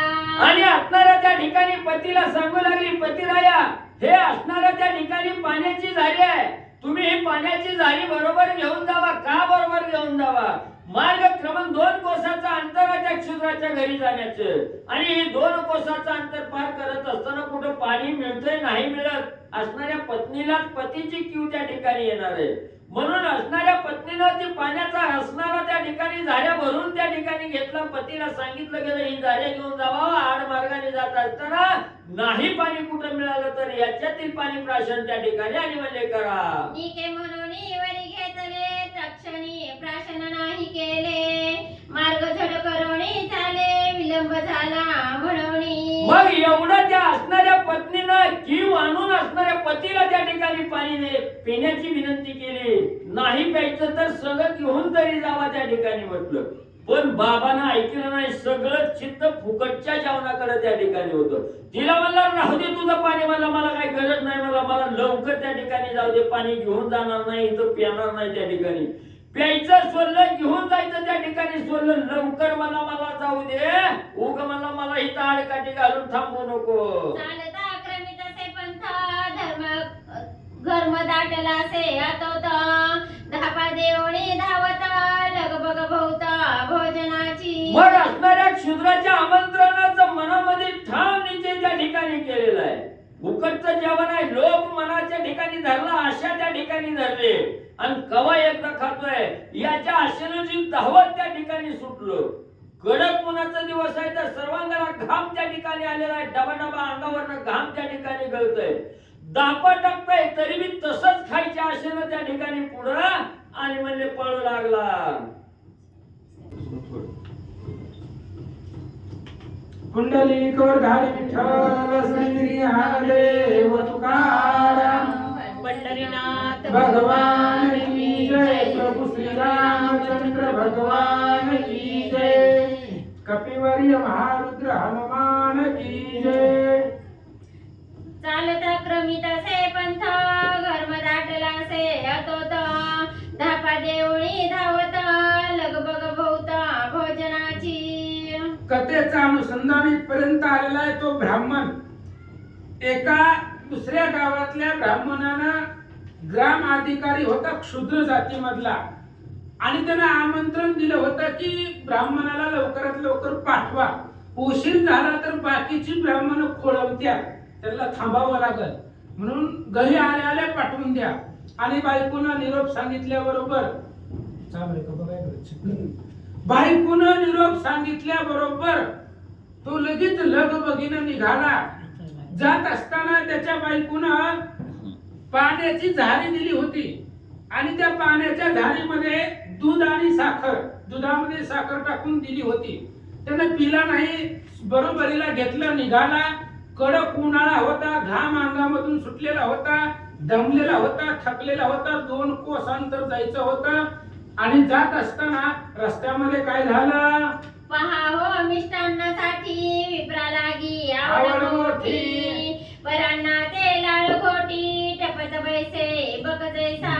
बघा, मिष्टान्न पंचपक्वान्नासाठी असणारी ब्राह्मण लुलुप्त असतात. फक्त आमंत्रणाची वाट बघायची. जर कोणी बोलवलं तर लगेचच हातातलं काम सोडायचं आणि त्याच्या आमंत्रणासाठी तिथं जाऊन जेवायचं. त्या जेवणासाठी ही ब्राह्मण लाळ घोटतात. ते असणारं जेवण त्यांच्या आवडीचं असतं. एकही पंगत ते त्या ठिकाणी व्यर्थ जाऊ देत नाहीत असं सांगू लागले. आली आई आमंत्रणा जीवा उल्हास माणी पूर्ण, ऐसे ते ब्राह्मणाचे जिने या लागी घडणं झाले ते. ब्राह्मणाला आमंत्रण आलं की मनाला आनंद होतो, उल्हास निर्माण होतो. ते आमंत्रणाची वाटच बघत बसतात. जर कोणी बोलवलं की लगेच निघायचं. एखादा बगळा माशासाठी टपून बसतो, तशा पद्धतीने तो ब्राह्मण कुणाच्या आमंत्रणाची बोलवण्याची वाट बघत बसतात आणि आमंत्रण आल्याबरोबर लगेच निघायचं. त्यांना त्याच्यामध्ये आवड असते असं सांगतात. असो मार्गी जाता ब्राह्मण, वसंत ऋतू तापले उष्ण, जवळ असता जीवन प्राण जावो परी न सेवी. आणि मग उन्हाळ्याचे कडक दिवस होते. वसंत ऋतू तापलेला होता, उन्हाळा भयंकर चालू होता, ऊन लागत होता, घाम आलेला होता, सावली नव्हती, खूप तहान लागली होती त्याला. पण बायकोने दिलेली ती असणारी झाडी सोबतीला आणली होती, जवळ होता, पण प्यायला सुद्धा वेळ नव्हता त्याला. तो पाणी प्यावं, कुठेतरी थांबावं, सावलीला 5 मिनिटं बसावं, पुन्हा जावं असलं नव्हतं. लगेच गडबडीने तो निघालेला होता. जवळ पाणी होतं पण पाणी पिण्यासाठी वेळ त्याच्यापाशी नव्हता असं सांगतात. कृष्णे जावला से व्याकुळा, म्हणे गौदक असे आळूमाळू, स्वभावते निरखित असे सकळ, सावली पै न देखते थे. खूप तहान लागली त्याला. विचार केला कुठेतरी सावली बघावी, 2 मिनिटं 1 मिनिट त्या सावली खाली बसावं आणि ती असणारी बायकोनं दिलेली जी काही पाण्याची झाडे ती प्यावं. पण ती पाणी नव्हतं, ते दूध आणि साखर मिक्स करून पत्नीनं दिलेलं होतं. आणि त्यानं विचार केला कुठेतरी सावलीमध्ये झाडाखाली बसावं प्यावं, पण सावली पण भेटना त्याला. हो, इकडं तिकडं बघू लागला, झाड दिसत नाही, सावली दिसत नाही. काय दिसलं? मग एक वारुळ देखील नयनी, तयाची सावली पाहुणे, नावे स्थिरावला तय स्थानी, उदक झारी काढित. मग त्याने एक भव्य दिव्य मोठं वारुळ, सापाचं वारुळ त्याला दिसलं आणि त्या सापाच्या नागाच्या वारुळाच्या सावली खाली त्यानं बसला. सावली पडलेली होती, मोठंच्या मोठं ते वारुळ होतं आणि त्या वारुळाच्या सावली खाली तो बसला. बसल्याबरोबर ती असणारी झाडी पाण्याची दूध मिश्रित झाडी ती हातामध्ये घेतली आणि काय विचार करू लागला. दृष्टीची लगबग मोठी, म्हणून पाहिले नाही दृष्टी, तैसेची लावी तसे होती, गौल्यता दृष्टी देखत. त्याला खूप तहान लागलेली होती, पाणी प्यायचं होतं. त्या असणाऱ्या हातामध्ये बायकोनं दिलेली झाडी होती म्हणून तहान लागली. या आवडीनं त्या झाडीमधलं तो पेला घोटभर, पण त्याच्यामध्ये पाणी आहे का दुसरं काय आहे त्यानं बघितलंच नाही. आणि तसंच बायकोने दिलेलं दूध आणि साखर त्यानं तसंच तोंडामध्ये ती एक घोट त्यानं घेतला. मग प्राशन करीत जाणार, तैसेच तोंडीचे हाती घेऊन, म्हणे हे शिव भगवान, बुडविले रांडेने सर्वही. त्याला खूप तहान लागली होती, तहानेनं व्याकुळ झालेला होता आणि ते असणारी झाडी एक घोट तोंडामध्ये घेतला तर ते गोड लागलं. त्याला पाहिजे होतं पाणी, पण होतं त्याच्यामध्ये दूध आणि साखर. ते गोड लागलं, पिऊ वाटना गेलं, तहानेनं जीव व्याकुळ होऊ लागला. म्हणून तसंच तोंडातनं पुन्हा बाहेर काढला हातावरती आणि बायकोच्या नावानं शिव्या देऊ लागला. यावरी ते दुग्ध झारी, ओझिली वारुळा माझारी, चंडाळा तो प्राशन न करी, केली परी असी तेने. आणि ती हातामध्ये दुधाची साखर आणि दूध मिश्रित असणारी ती झाडी तशीच त्या वारुळावरती त्याने फेकून दिली. पेलं नाही त्यानं, बायकोला शिव्या देत देत ती असणारी झाडी वारुळावरती फेकून दिली आणि इकडं बायकोच्या नावानं बोट मोडत बसला. परिणाम स्मरणाचे महिमान, कांता नित्य करीत वा वा. आपण, तयाचे नियोगे करुणी जाण,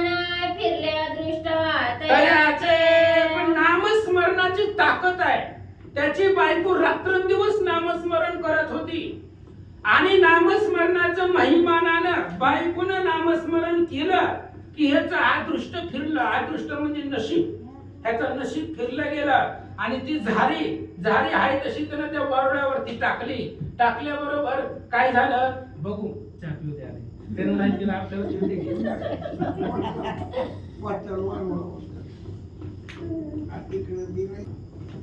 एका पुष्करा सरसी ध्वनी परिणाम स्मरणाचे महिमान कांता नित्य करीत असे आपण तयाचे नियोगे करुणी जाण फिरले अदृष्ट तयाचे. मग ते असणाऱ्या ब्राह्मणानं ती झारी जी होती त्याच्यामध्ये दूध आणि साखर होतं. त्या असणारी झारी त्यानं ती झारी वारुळावरती टाकून दिली. पत्नी अखंड नामस्मरण करत होती. लक्ष्मीने विचारलंच होतं की माणसानं तरण्याचा सोपा उपाय काय, तर भगवंताने सांगितलं नामस्मरण. त्याची पत्नी सावित्री भगवंताचं नामस्मरण करत असल्यामुळं ह्याचं नशीब फिरलं गेलं आणि त्याला ज्या वेळेस झारी त्या वारुळावरती टाकली त्यावेळेस काय झालं. एका पुष्करा सरसी ध्वनी निगती झाली तक्षणी एरुद चकला अंतकरणी म्हणे हे तो करणी अघटित. आणि त्या वारुळामध्ये अतिशय मोठा भयानक शेषनाग होता आणि त्या वारुळावरती त्यानं दूध टाकल्याबरोबर त्या नागाने फुसकार दिल्याबरोबर ही वारुळा खालीच बसलं होतं आणि त्यानं वर बघितलं. घाबरला, दचकला. आवाज कशाचा झाला म्हणून मनामध्ये घाबरला. तया वारुळा माझी देख महाभुजंग असे भयानक तप्त शरीरा अपशरीरे मुख उष्णे देख संतप्त झालासे. आणि त्या वारुळामध्ये तो असणारा शेषनाग होता. भव्य दिव्य तो नाग होता. त्या असणाऱ्या वारुळामध्ये त्याचं शरीर तापलेलं होतं. एवढं मोठं ऊन होतं. उष्ण उन्हानं शरीर तापून गेलेलं होतं. त्याला बी तहान लागलेली होती. काहीतरी खायचं प्यायचं होतं पण कोण त्याला कसं भेटणार म्हणून या असणाऱ्या ब्राह्मणानं टाकलेली झारी त्या वारुळातल्या बिळामधून त्या शेषनागाच्या मुखामध्ये पडली. तव त्या वारुळा माझी दुग्धधारा पडली मुखा माझी घटघटोना प्राशन करिताची मना माझी संतोषला.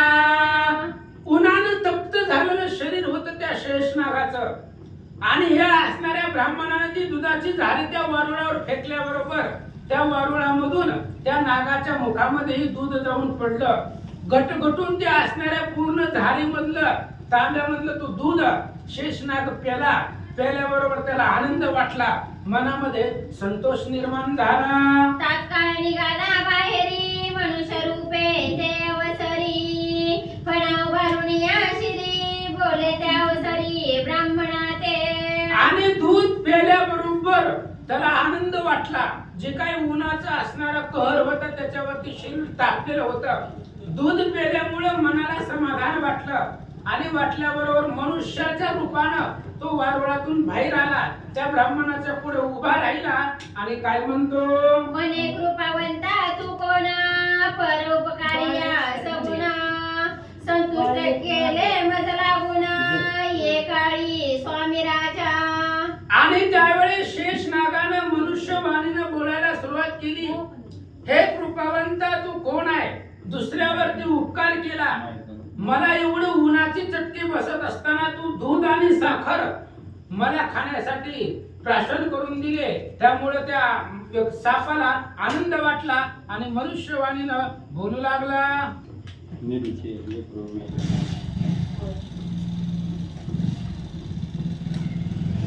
ऐसे तयाचे उत्तर ऐकुनी रूपरमा दचकला म्हणी म्हणे कवन बोले मनुष्यवाणी मागे परतुनी पाहत. आणि अशा प्रकारे तू बोलल्याबरोबर त्या ब्राह्मणानं आवाज ऐकला. विचार केला कोण बोलत असेल इथं तर कोणीच नाहीये म्हणून पाठीमागं त्यानं वळून पाहिलं आणि पाहिल्याबरोबर शेषनाग मनुष्याच्या वेशामध्ये बोलताना त्या ब्राह्मणानं पाहिलं. मागे पाहुनी मागे परतुनी पाहे तया ते तव पचफना मस्तकावर ते मनुष्य वाणी बोलते त्या ते एक श्रोते हो.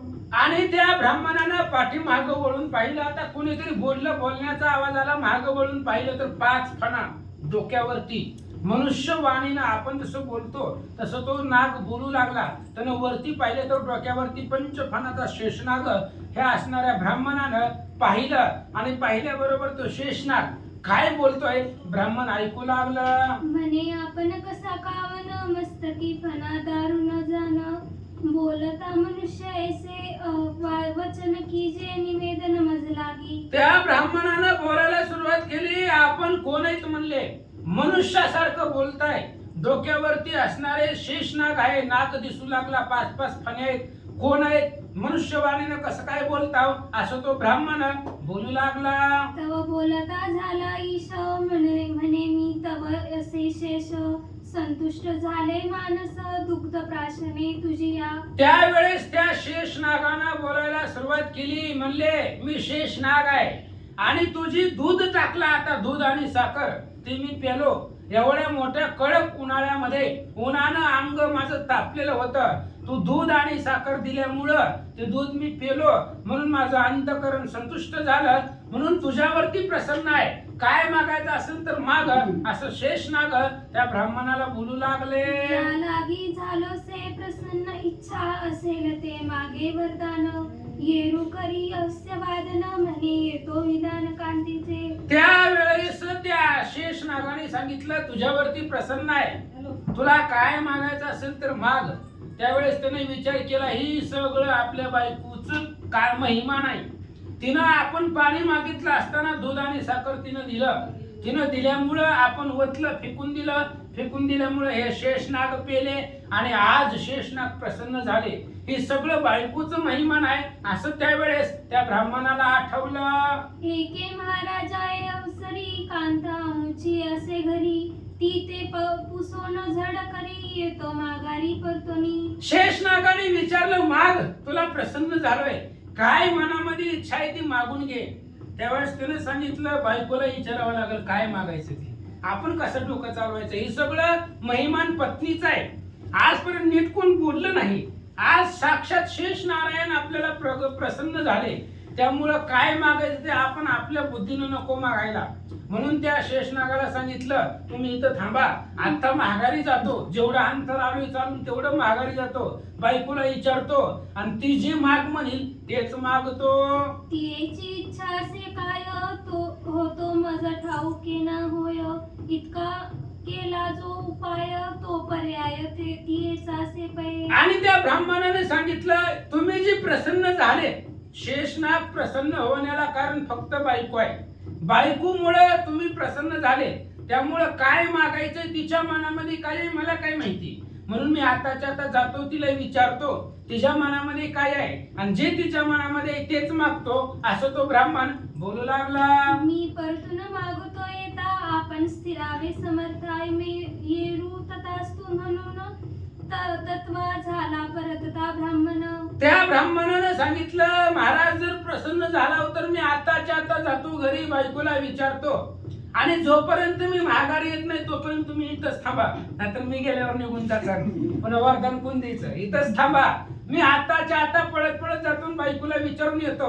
त्यानं सांगितलं तर असतो तू कवा बी मी इथंच आहे आणि आल्याबरोबर काय मागायचं असेल तर माग असं शेषनागाने सांगितलं. कैची संध्या कैचे स्नान ते कैचे भोजन पान तिथले सोडून आमंत्रण आला परतून निर्जगृही. मग शेषनाग प्रसन्न झाल्याबरोबर त्यानं अगोदर लुलुप्त ब्राह्मण होता. कोणी काय दान दिलं की ती विकायचा आणि पैसे घरामध्ये आणून ठेवायचा. 7 कुंभ पैशानं सोन्यानं भरलेली होती घरामध्ये. तरी बायकोला एकच साडी होती. दुसरी बी घेऊ देत नव्हता आणि स्वतः बी खात नव्हता. स्वतःही खर्च करत नव्हता. फक्त साचवून ठेवायचा. त्याच्यामुळं स्नान नाही, आंघोळ नाही, कुठं गंगेला स्नान नाही. त्याच्यामुळं चांगलं कार्य त्याच्याकडून घडत नव्हतं. हे आमंत्रण दिलेलं ते सुद्धा विसरला. हे क्षुद्र जातीच्या ग्रामाधिकाऱ्याने दिलेलं आमंत्रण तेही विसरला आणि माघारी घराकडे निघाला. धावत पळत लगबगे ठेवून माथा अपराध समर्था क्षमा करी. खाली बघा.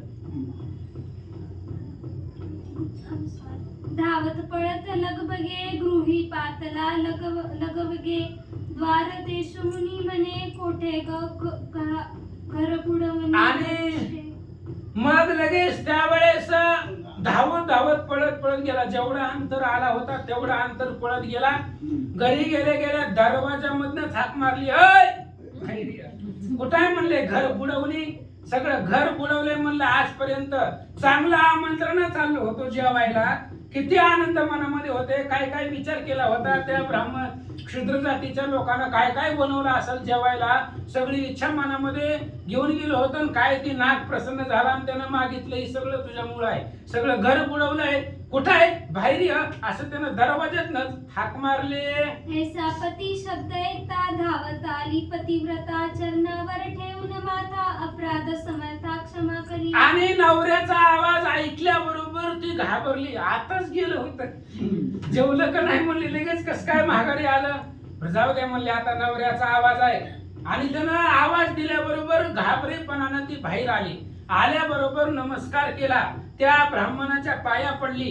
कारण शांततेमध्ये लीनतेमध्ये सामर्थ्य आहे. आणि मग पाया पडल्याबरोबर आले बायको पाया पडली. त्याच्याबरोबर पाया पडल्यामुळे त्याचा जो राग होता तो राग थोडासा कमी झाला. काय झालं, नमना ऐसे ओढन दुजे न देखो पैजान तत्कालाची शांती होऊन क्रोध निघून पै गेला. आणि त्या बायकोनं नमस्कार केला, त्याच्या पायाचं दर्शन घेतलं. घेतल्याबरोबर त्याचा जो राग होता तो सगळा राग शांत झाला. कारण नमस्कारामध्ये तेवढं सामर्थ्य आहे. किती बी रागामध्ये आलेला माणूस असू द्या, आपण हात जोडलो की निम्मागार होतोय. ती त्याचा राग जो आलेला आहे तो कमी होतोय. आणि ब्राह्मणाचंही तसंच झालं. जो राग आलेला होता बायकोबद्दलचा, नमस्कार केल्याबरोबर सगळा राग पळून गेला. मग समूळ वृत्तांते सांगता झाला ती येते तुवा दुग्ध झारी निरुते दिदली प्राशाना मज लागी. आणि मग बसला बायकोच्या शेजारी आणि बसल्याबरोबर सगळं वृत्तांत तिला सांगायला सुरुवात केली. मी पाणी मागितलं होतं, तो पाणी दिलं नाही, त्याच्यामध्ये दूध आणि साखर मिक्स करून दिली. मी गेलो, मला खूप तहान लागली, मला वाटलं पाणी असेल म्हणून मी ती पिलो, पण ती गोड लागलं, पिऊ वाटलं नाही, मी फेकून दिलं. तिथं वारुळ होतं, त्या वारुळामधून नाग निघाला आणि नाग प्रसन्न झाला. काय म्हणला, उदक म्हणून पय दिले क्रोधे मी तो नसो प्राशिले म्हणून वारुळे उल दिले तो प्रशिले भुजंगे. आणि पाणी आहे असं समजून मी पेलो. मला वाटलं पाणीच दिलं असेल बायकोनं म्हणून मी पेलो, आणि पेल्याबरोबर ती गोड लागलं म्हणून मी ती फेकून दिलं वारुळावरती. त्या वारुळामधून एक नाग मनुष्य वाणीनं, तो नाग बाहेर निघाला. मनुष्याचं रूप धरून मनुष्याच्या वाणीनं बोलू लागला. तात्काळ मनुष्य रूप धरून प्रसन्न झाला मज लागून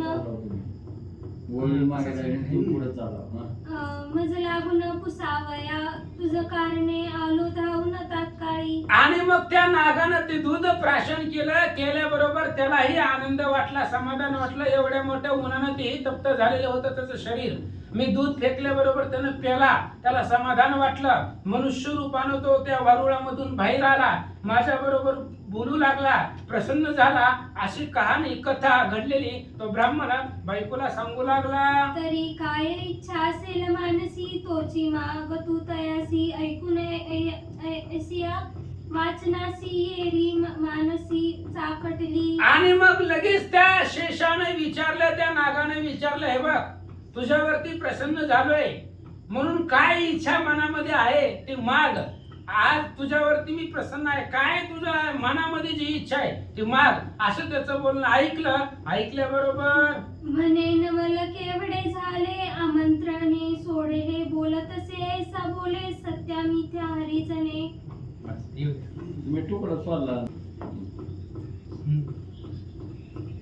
वाचा कुठून तर वाचा. श्री गणेशाय नमः श्री प्रभू रामचंद्राय नमः.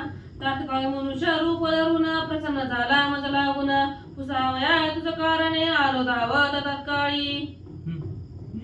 तरी काय इच्छा असेल मानसी त्याची माग तू तयासी ऐकून ऐसिया वचनासी एरी मानसी चाटकली. म्हणे नवल केवळे झाले आमंत्रणे सोडिले बोलतसे सिया बोले सत्य मिथ्या हरिजने. मग त्या ब्राह्मणानं सांगितलं, त्या शेष नागाने सांगितलंय काय मागायची ती माग. आता मी तुला विचारायला आलोय, त्यामुळे तू सांग की काय मागावं त्या नागाला.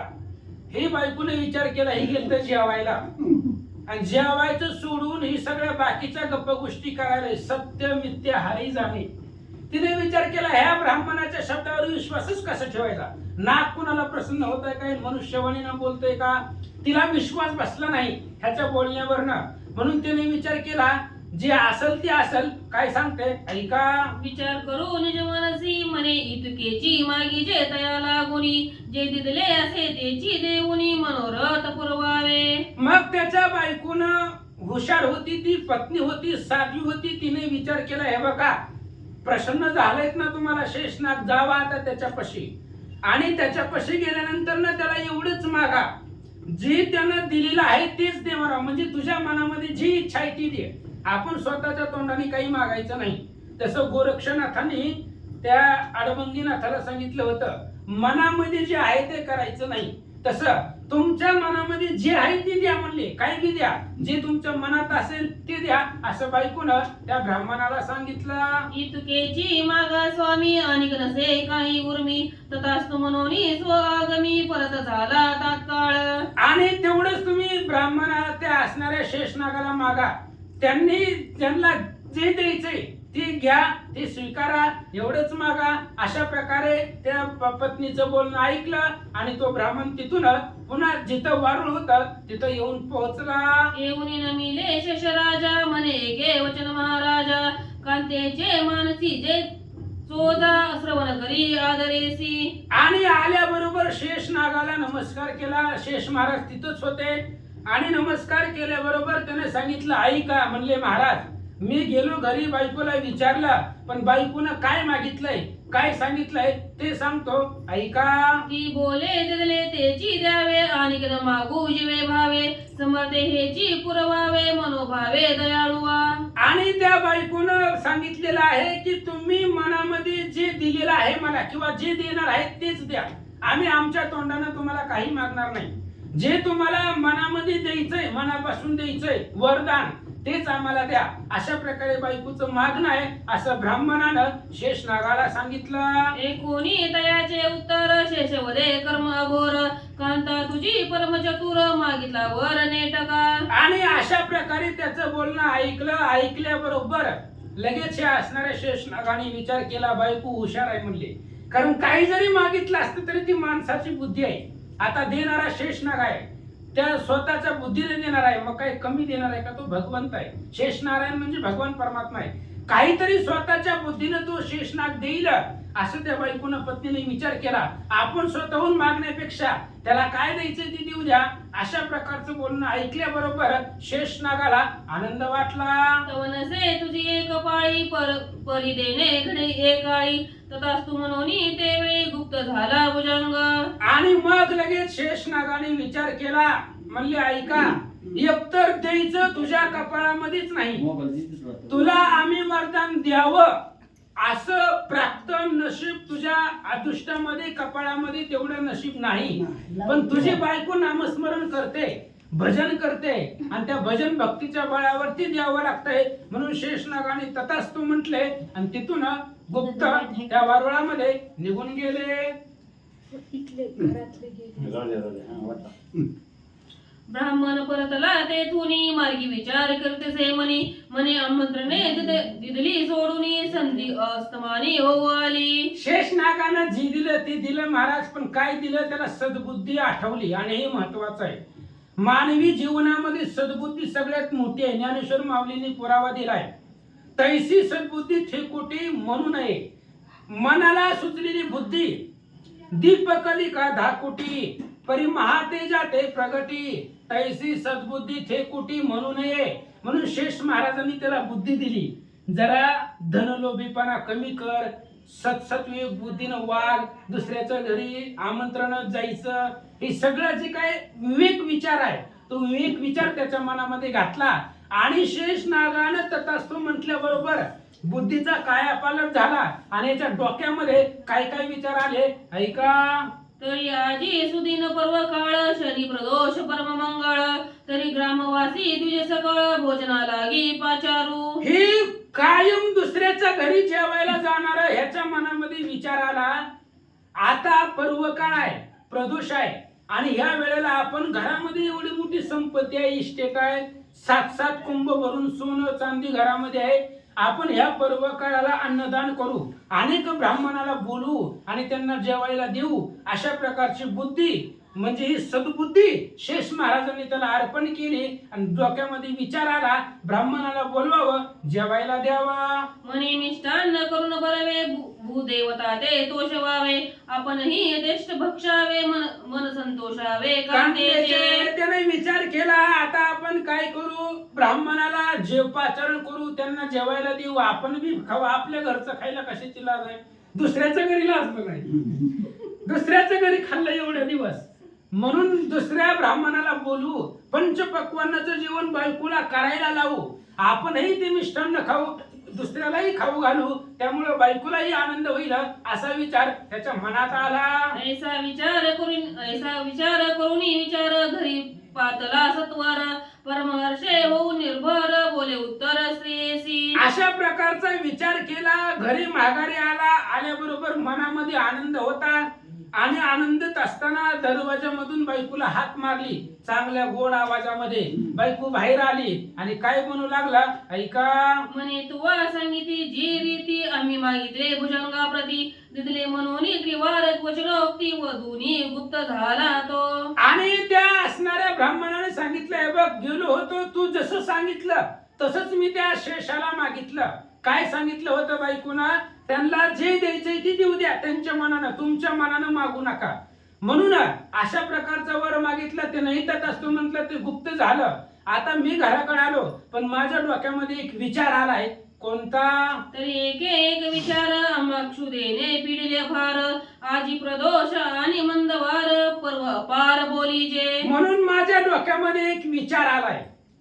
मला तर भूक लागलेली आहे, दुपारची वेळ झालेली आहे, ती शेतातून डोक्यावर तिची मुळे आणली होती टाकून दिलेली राग तेव्हापासून ही जेवलं नव्हतं, म्हणून मला खूप भूक लागली आहे. पण माझा विचार कसा आहे, दुसऱ्याच्या घरी जेवायला जाण्यापेक्षा आपल्याच घरी बनव, 4 लोक बाहेरचे बोलू जेवायला, अशा प्रकारे विचार मनामध्ये आलेला आहे. ब्राह्मण बोलू लागला, या लागी ग्रामवासी ब्राह्मण तया देऊनी तो आमंत्रण, तू षड्रस अन्न निर्मून कधी पक्वान येता स्थिती. म्हणून तू काय कर, पंचपक्वान्नाचं जेवण घरामध्ये बनव, लगेच तयार कर. मी आताच्या आता जातो, गावात जेवढी ब्राह्मण आहेत त्या सगळ्यांना बोलवतो, पाचारण करतो, त्यांना आमंत्रण द्यायला जातो. तोपर्यंत तू स्वयंपाक पंचपक्वान्नाचा तयार कर. सामग्री आणि तो या वसरी म्हणून पातला घांतरी, उरकून या द्रव्यांची घागरी घेतले करी सुवर्ण नाणे 5. आणि त्याने सांगितलं, तुला काय लागेल स्वयंपाकाला, सगळा बाजार आताच्या आता जाऊन तुला आणून देतो. म्हणून घरामध्ये पुरून ठेवलेली जी काही कुंभ भरलेली होती सोन्या चांदीची, ती उकरून बाहेर काढली घरातनं आणि त्याच्यामधनं 5 नाणे घेतले, बाजारामध्ये गेला, सगळं जे काही लागल पदार्थ बनवण्यासाठी सगळी सामग्री आणून दिली. मग शर्करे सहित सामग्री सर्वही बांधी पदरी, आमंत्रे करूनी विप्रा घरी आला चटकरी मागुता. मग जे जेवण बनवण्यासाठी जे जे काही सामग्री लागेल, पदार्थ लागतील, ती सगळी पदरामध्ये बांधून आणली आणि येता येता तसंच गावातल्या सगळ्या ब्राह्मणाला आमंत्रण देत देत घरी आला. ऐसे होता ते अवसरी कांतेवर हर्षे नमाय अंतरी, मने संतुष्ट झाला मुरारी उपजले अंतरी सद्वासना. मग त्याच्या बायकोला आनंद वाटला. हे एवढ्या दिवस लोभीन कंजूष कृपण असणारा व्यक्ती नवरा, आज ह्याला चांगली बुद्धी सुचली. चांगली बुद्धी नवऱ्याला सुचली म्हणजे भगवंतच प्रसन्न झालाय माझ्यावरती. आज खऱ्या अर्थानं माझ्या जीवनामध्ये माझ्यावरती भगवंताची कृपा झाली. ह्या माझ्या नवऱ्याला चांगली बुद्धी निर्माण झाली, याचा आनंद त्या सावित्रीला वाटू लागला. मग लग बघे पाक सिद्धी करीत झाली ते गुणनिधी, षडरस अन्ने नाना विधी सिद्ध करून ठेवीत. मग लगेच लग बघेना आनंदाने ती सगळी असणारी जेवणाची तयारी करू लागली आणि 16 प्रकारची अन्न, षडरस अन्न बनवून स्वयंपाक तयार केला. मग भ्राता रे ते विनवी सुंदर, मने सत्वर ब्राह्मणा ते पाचार, विलंब झाला से तुम्हा हे खरा होईल एकदा पित क्षोभ. आणि मग लगेच तिनं आपल्या पतीला त्या ब्राह्मणाला विनंती केली, म्हणले महाराज जावा, पंचपक्वान्नाचं षड्रस अन्न तयार झालेलं आहे. तुम्ही जावा, सगळ्या ब्राह्मणाला आमंत्रण देऊन या कार्याला उशीर लावू नका असं त्या सावित्रीने सांगितलं. एक याम बरली निशी सत्वर पैसावे भोजनासी येरू परम हर्षयुक्त मानसी ब्राह्मणासी पाचारीले. तिला सांगितलं एक रात्र त्या ठिकाणी असणारा, रात्र म्हणजे आता दिवस मावळतीला आलेला आहे, म्हणून सगळे ब्राह्मण बोलवा, पाचारण करा, भोजनासाठी सर्वांना बसवा. आणि ह्याच्याही मनामध्ये आनंद होता, त्या सावित्रीच्याही मनामध्ये आनंद होता. ब्राह्मणाला बोलवायला गेला.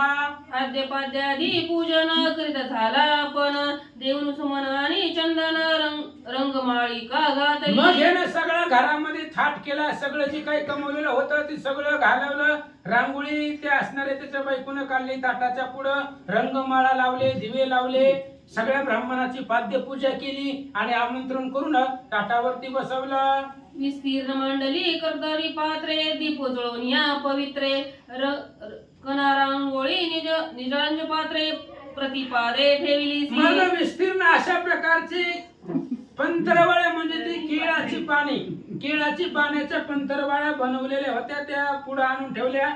त्या प्रत्येक ताटाच्या पुढे एक दिवा लावून ठेवला, त्याच्यामुळे ती घर शोभायमान दिसू लागला. आणि प्रत्येक ताटाच्या पुढे रांगोळी त्याच्या पत्नीनं काढली असं सांगतात. मग सरसावणी चळा ते वाढीत से पक्वांना ते जोडून या बदहस्ता ते ब्राह्मणा ते वाढीत. मग आपला पदर त्यानं सावरला गेला आणि सगळे जी काही ब्राह्मण त्यानं बोलवले होते त्या सगळ्या ब्राह्मणाला त्याची पत्नी सावित्री जेवण वाढू लागले. म्हणती ब्राह्मण नवल काही कधीच ऐसे देखिले नाही अप्रूप आजीची नवलाई भाग्या मुझे उदेले. गावातली ब्राह्मण विचार करू लागली, आजपर्यंत दुसऱ्याच्या घरी जाणाराही कधी कुणी मागितलं तर देत नव्हतं, दुसऱ्याचं सोडा. बायकोला कधी यानं चांगली साडी दिली नाही, घरामध्ये स्वतःला पंचपक्वान्न बनवून कधी खात नव्हता. पण कसं काय ह्याच्यावरती एवढा बदल झाला काय माहित नाही. देव जाणो, असू द्या म्हणले, काय करायचं आपल्याला, जेवाय भेटलं बस झालं. त्या ब्राह्मणाने विचार केला, जाऊ द्या म्हणले, कशी तरी ह्याला सद्बुद्धी सुचली असेल. म्हणून ती जेवत असणारी ब्राह्मण सुद्धा त्यांनी आश्चर्य करू लागले. असो भोजन होऊन निवाडे मग अर्पून त्रयोदशा गुणी विडे दक्षिणा देते साधी कोडे सुवर्ण नाणे प्रत्येका एक. मग प्रत्येकाचं जेवण झालं, सगळ्याचं जेवण झाल्यानंतर ना पानाचे विडे त्यानं आणून ठेवलं. ती पान सुपारी वगैरे जी काही आपण जेवण झालं आणतो, बडशप वगैरे आता, त्यावेळेस त्यानंही ते आणून ठेवलं. आणि जेवण झाल्यावर प्रत्येक ब्राह्मणाला दक्षिणा म्हणून एक एक सोन्याचं नाणं प्रत्येकाला त्यानं दान केलं. म्हणे आजी परमभाग्य उदेले सावकाश भोजन झाले भूसुर कांतेनेही भोजन सारिले. कांतेनेही भोजन सारिले म्हणे आजी परमभाग्य उदेले सावकाश भोजन झाले भूसुर आले ग्रासी. मग सगळ्याची जेवण झाल्यानंतर ना त्या सावित्रीनेही घरामध्ये जेवण केलं. लग्न झाल्यापासून तिनं पहिल्यांदा असं घरामध्ये खाल्लं असेल, म्हणून तिलाही आनंद वाटला. घरामध्ये 4 लोक जेवली. कधी त्यांच्या घराला कोण जेवायला आलं नव्हतं, देतच नव्हतं, तर कशी येणार. पण असू द्या म्हणले, 4 ब्राह्मण लोक जेवली, तेवढंच अन्नदानाचं पुण्य लाभलं गेलं. त्या पत्नीलाही आनंद वाटला, त्या ब्राह्मणालाही आनंद वाटला. ग्रंथकर्ते सांगतात, मग तो ब्राह्मण धनसंचय सत्कार्य करिता झाला व्याय समय अतीत आलिया पाये नवे विमुख तया ते. मग त्या ब्राह्मणानं धनाचा संचय करणं कमी केलं. जे कमवलेलं धन होतं ते अशाच ब्राह्मणाला आमंत्रण द्यायचं, पंक्ती द्यायचे, आलेल्या अतिथीला भोजन द्यायचं, दान धर्म करायचा, दक्षिणा द्यायच्या.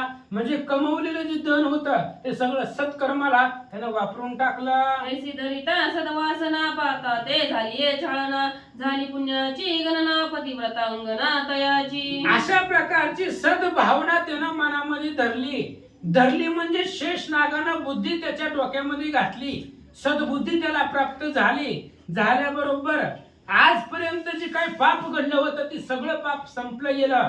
फक्त पत्नीच्या नामस्मरणावरती त्याची बायको सात्विक होती आणि त्या बायकोच्या केलेल्या नामस्मरणाचा तो प्रभाव याच्यावरती बदल झाला आणि सगळं पापकर्म संपलं असं सांगतात. कालांतरे करून उभयता पावती झाली मोक्षपंथा एसी नामस्मरणाची वार्ता तुम्हा सर्वता निवेदिली. ग्रंथकर्ते मनोहर सूत सांगतायत, नामस्मरणाची ही ताकद आहे, नामस्मरणाचं फळ आहे आणि नामस्मरण सोपं आहे. आता त्या बायकोनं काय आटास केला होता का, घरधंदा सोडून कुठे गेली होती, काही नाही. तुकाराम महाराज सांगताय, ते नाम सुपिरे आहे सर्वहुनी, शहाणा तो धनी घेतो येथे. नामस्मरण करतो तो शहाणा आहे आणि ती अतिशय सोप आहे. ते नाम सोपेरे वाचेशी सद्गद जपा आदी अशा प्रकारचं नामस्मरण तिनं केलं. जीवनाचा उद्धार की झाला त्यांच्या आणि मेल्यानंतर दोघही वैकुंठाला गेली. कथा हे गोड ऐकली म्हणून दृष्टांती असे योजली. न्यूनते पाहिजे क्षमा केली श्रोत्यांनी आदरे श्री. ग्रंथकर्ते मनोहर सुत सांगतायत, ही कथा मला इथं सांगावी वाटली म्हणून सांगितली. या कथेमध्ये फक्त नामस्मरणाचं बळ आहे.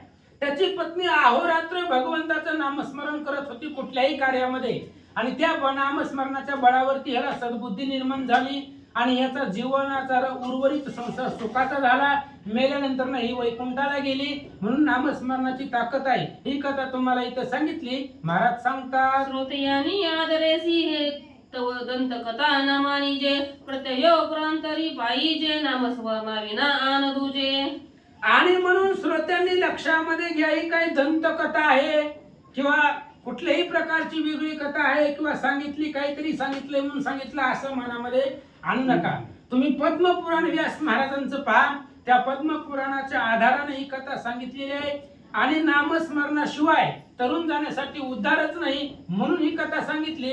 ग्रंथकर्ते सांगतात, या कलियुगी नामसार पदोनी केले महाऋषी महाज्ञानी ऋषेश्वर आणि भगत वचन निर्धार श्लोकाधार परिसावा.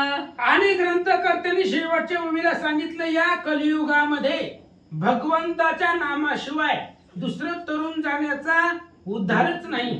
एकली एक जयाचे नाम महादोषा करी भस्म. कलियुगी साधनांचे नाही काम. श्रीराम नामा वाचुनिया. एकनाथ महाराज रामायणामध्ये सांगतात, सगळ्यामध्ये श्रेष्ठ रामाचं नाव आहे आणि कलियुगामध्ये तरुण जाण्यासाठी दुसरा पर्याय नाही. म्हणून तुम्हाला तरी पण जर आशंका वाटत असेल तर सुद्धा पद्मपुराणामध्ये श्लोक सांगितले आहेत व्यास महाराजांनी. ते श्लोक तुम्ही पहा.